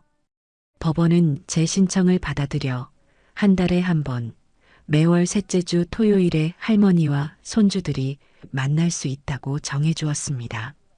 약속된 첫 번째 토요일, 저는 아침부터 손주들을 만날 생각에 가슴이 두근거렸어요. 아들이 알려준 약속 장소인 공원 벤치에 앉아 아이들을 기다리는데 저 멀리서 지민이와 지우가 걸어오는 모습이 보였죠. 몇 달 만에 보는 아이들은 그새 훌쩍 자라 있었어요. 하지만 아이들의 표정은 어딘지 모르게 어둡고 그늘져 보였습니다. 저를 발견한 아이들은 잠시 머뭇거리더니 이내 제게로 다가왔어요. 할머니, 우리 강아지들 잘 지냈어? 할머니가 얼마나 보고 싶었는데. 저는 아이들을 와락 껴안았어요. 제 품에 안긴 아이들의 몸이 작게 떨리는 것이 느껴졌죠. 잠시 후 지민이가 고개를 들어 저를 보며 조심스럽게 물었어요. 할머니, 우리 이제 할머니랑 같이 못 살아요? 엄마 아빠가 할머니 때문에 우리가 집에서 쫓겨났다고 했어요. 아이의 순수한 질문에 제 가슴이 철렁 내려앉았어요. 아들 내외가 아이들에게 모든 책임을 저에게 돌리며 상처를 주고 있었던 거예요. 저는 아이들의 눈높이에 맞춰 몸을 낮추고 최대한 아이들이 이해하기 쉬운 말로 차근차근 설명해 주었습니다. 지민아, 지우야. 그건 사실이 아니야. 할머니 집은 원래 할머니 거였는데 엄마 아빠가 잠깐 빌려 쓴 거였어. 그런데 이제 할머니가 그 집을 다른 사람한테 팔게 된 거야. 그래서 엄마 아빠가 새로운 집으로 이사를 가게 된 거고, 할머니 때문에 쫓겨난 게 절대 아니란다. 그럼 우리 이제 할머니 다시는 못 만나는 거예요? 지우가 금방이라도 울음을 터뜨릴 것 같은 얼굴로 물었어요. 저는 아이의 눈물을 닦아주며 따뜻하게 웃어 보였죠. 아니야, 우리 지우. 왜 못 만나? 할머니가 이렇게 한 달에 한 번씩 꼭 너희 만나러 올 거야. 그리고 너희가 보고 싶으면 언제든지 할머니한테 전화해도 돼. 할머니는 언제나 너희 편이고 너희를 세상에서 가장 사랑한단다. 저는 그날 아이들과 함께 맛있는 점심을 먹고 동물원에도 놀러 가며 하루 종일 즐거운 시간을 보냈어요. 처음에는 어색해하던 아이들도 시간이 지나자 예전처럼 제게 재롱을 부리며 환하게 웃기 시작했죠. 아이들과 헤어지고 집으로 돌아오는 길, 저는 마음속으로 굳게 다짐했습니다. 무슨 일이 있어도 우리 손주들에게만큼은 세상에서 가장 좋은 할머니가 되어주겠다고요. 그 후로 몇 달의 시간이 더 흘렀어요. 저는 매달 손주들을 만나는 날만 손꼽아 기다리며 평온한 일상을 보냈죠. 그러던 어느 날 제 앞으로 편지 한 통이 배달되었어요. 발신인에는 며느리 이유진의 이름이 적혀 있었죠. 또 무슨 행패를 부리려고 편지까지 보냈나 싶어 뜯어보지도 않고 버리려다 혹시나 하는 마음에 봉투를 열었습니다. 편지지에는 제게 처음이자 마지막으로 보내는 며느리의 진심이 담겨 있었어요. 어머님, 그동안 제가 정말 잘못했습니다. 제가 얼마나 어리석고 철이 없었는지 모든 것을 잃고 나서야 깨닫게 되었습니다. 어머님의 소중한 집을 제 것인 양 함부로 여기고 어머님께 씻을 수 없는 상처를 드린 점 평생을 반성하며 살겠습니다. 부디 용서해달라는 말은 감히 드리지 못하겠습니다. 그저 지민이와 지우에게 좋은 할머니로 남아주세요. 죄송합니다. 편지에는 아들 내외의 근황도 간략하게 적혀 있었어요.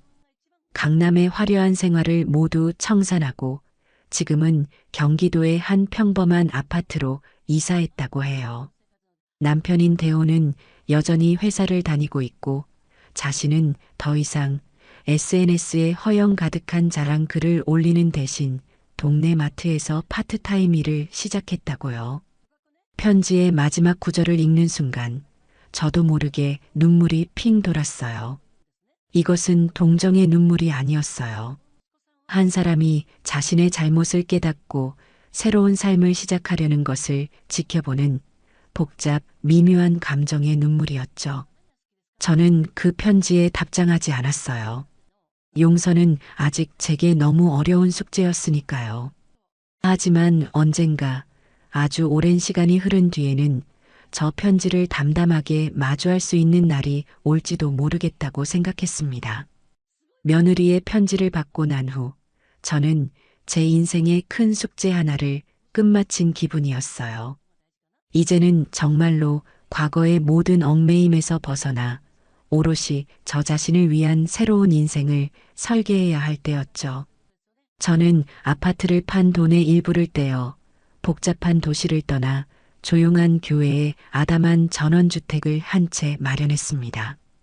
평생을 아파트라는 삭막한 공간에서 살아왔는데 늘 마당이 있는 작은 집에서 흙을 만지며 사는 것이 제 오랜 꿈이었거든요. 새로운 보금자리로 이사하던 날 따스한 봄 햇살이 제 어깨 위로 쏟아져 내렸어요. 집 앞의 작은 마당에는 이름 모를 들꽃들이 소담하게 피어 있었고 어디선가 날아온 새들이 지저귀는 소리가 음악처럼 들려왔죠. 저는 그곳에 작은 텃밭을 일구기 시작했습니다. 상추와 고추, 토마토 모종을 사다 심고 매일 아침 저녁으로 물을 주며 정성껏 돌보았어요. 흙을 만지고 식물이 자라는 것을 보고 있으니 제 마음도 덩달아 편안하고 풍요로워지는 것을 느꼈죠. 이제야 진짜 내 인생을 사는 것 같네. 텃밭에 쪼그리고 앉아 땀을 닦으며 저는 저도 모르게 혼잣말을 내뱉었어요. 누구의 아내, 누구의 엄마, 누구의 할머니가 아닌 오롯이 김윤자라는 이름으로 살아가는 살. 그것은 제가 평생토록 잊고 지냈던 그러나 가장 원했던 삶의 모습이었습니다. 저는 더 이상 집에만 머물러 있지 않았어요. 동네 복지관에 등록해서 그동안 배우고 싶었던 서예와 민요를 배우기 시작했고 일주일에 2번씩은 독거 어르신들에게 도시락을 배달하는 봉사활동에도 참여했죠. 새로운 사람들을 만나고 제가 가진 작은 재능과 시간을 다른 이들과 나누는 기쁨은 생각보다 훨씬 더 컸어요. 제 삶은 하루가 다르게 활기로 가득 차기 시작했습니다. 그러던 어느 날 제게 뜻밖의 제안을 해온 사람이 있었어요. 바로 박선영 변호사였죠. 저희는 사건이 끝난 후에도 종종 연락을 주고받으며 좋은 친구처럼 지내고 있었거든요. 어머님, 제가 요즘 어머님 같은 분들을 위한 작은 모임을 하나 만들어 보면 어떨까 생각하고 있어요. 자식들에게 부당한 대우를 받으면서도 어떻게 대처해야 할지 몰라 소가리만 하시는 어르신들이 생각보다 정말 많거든요.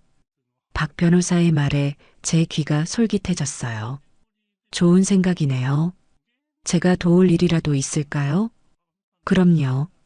어머님이 바로 이 모임의 주인공이 되어주셔야죠. 어머님의 경험을 다른 분들에게 나눠주시고 용기를 불어넣어 주시는 거예요.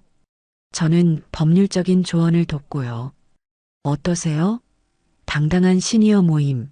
이름 괜찮지 않아요? 저는 박 변호사의 제안을 흔쾌히 수락했습니다.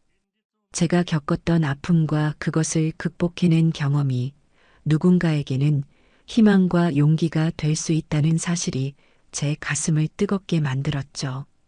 그렇게 저와 박 변호사가 함께 만든 당당한 시니어 모임은 입소문을 타고 금세 지역 사회에 큰 주목을 받기 시작했어요. 모임에는 정말로 저와 비슷한 처지에 놓인 많은 어르신들이 찾아왔습니다. 자식에게 재산을 물려주고 요양원에 버려진 할아버지, 며느리의 구박에 못 이겨 집을 나온 할머니. 그분들의 기구한 사연을 들으며 저는 함께 울고 웃으며 그들의 아픔에 공감해 주었어요. 저는 제 경험을 바탕으로 그들에게 절대 참거나 희생하지 말라고 당당하게 자신의 권리를 찾으라고 조언해 주었죠.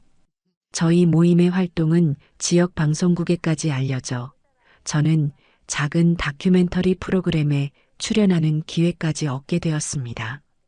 카메라 앞에서 조금 떨리기는 했지만 저는 제가 하고 싶은 말들을 진솔하게 모두 털어놓았어요.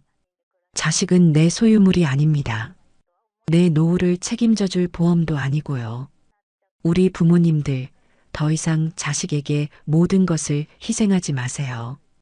우리에게는 우리 자신의 인생을 행복하게 살아갈 권리가 있습니다. 참지 말고 당당하게 대처하세요. 우리 자신을 가장 사랑해 주세요. 방송이 나간 후 정말 많은 분들에게서 격려와 응원의 연락을 받았어요. 제 작은 용기가 누군가에게 큰 울림을 주었다는 사실에 저는 깊은 보람과 감사를 느꼈습니다. 어느 화창한 일요일 오후였어요. 그날은 손주들이 제 새로운 집에 처음으로 놀러 오는 날이었죠. 저는 아침부터 아이들이 좋아할 만한 음식들을 준비하며 분주하게 움직였어요. 잠시 후 아들의 차가 집 앞에 멈춰 섰고 지민이와 지우가 환하게 웃으며 마당으로 뛰어들어왔습니다. 할머니, 집 진짜 예쁘다. 아이들은 낯선 환경에 금세 적응하고 마당을 제 집처럼 뛰어다니며 신나게 놀았어요. 저는 그런 아이들의 모습을 흐뭇하게 바라보았죠. 아들은 차에서 내리지 않고 멀리서 그 모습을 지켜보다가 조용히 제게 고개를 숙여 인사하고는 차를 돌려 떠났습니다. 저희 사이에는 여전히 어색한 침묵이 흘렀지만 저는 그 침묵 속에서 아들이 아주 조금씩 자신만의 힘으로 바로 서기 위해 노력하고 있다는 것을 느낄 수 있었어요. 할머니, 이거 뭐예요? 지민이가 텃밭에 심어놓은 방울토마토를 가리키며 물었어요. 응, 그거 방울토마토야. 할머니가 직접 키운 거야. 우리 지민이도 한번 심어볼래? 저는 아이들에게 작은 모종삽을 쥐어주고 함께 흙을 파고 새로운 모종을 심었어요. 흙투성이가 된 아이들의 얼굴에는 웃음꽃이 가득했죠. 모종 심기를 마친 후 지민이가 제 옆에 쪼그리고 앉아 저를 올려다보며 말했어요. 할머니, 할머니는 정말 멋있어요. 나중에 저도 커서 할머니처럼 이렇게 멋있고 당당한 사람이 될래요. 아이의 말에 저는 저도 모르게 눈시울이 뜨거워지는 것을 느꼈어요. 저는 손주의 머리를 쓰다듬으며 생각했습니다. 그래, 이것이 진짜 내 인생이구나. 누구에게도 휘둘리지 않고 오롯이 나 자신으로 살아가는 살. 내 선택과 내 의지로 가꾸어 나가는 이 평온한 시간들. 저는 손주들과 함께 마당에 앉아 제가 직접 키운 상추에 고기를 싸먹으며 환하게 웃었어요. 서쪽 하늘을 붉게 물들이는 저녁 노을을 바라보며 저는 비로소 진정한 자유를 느꼈습니다. 저는 이제 자유였습니다.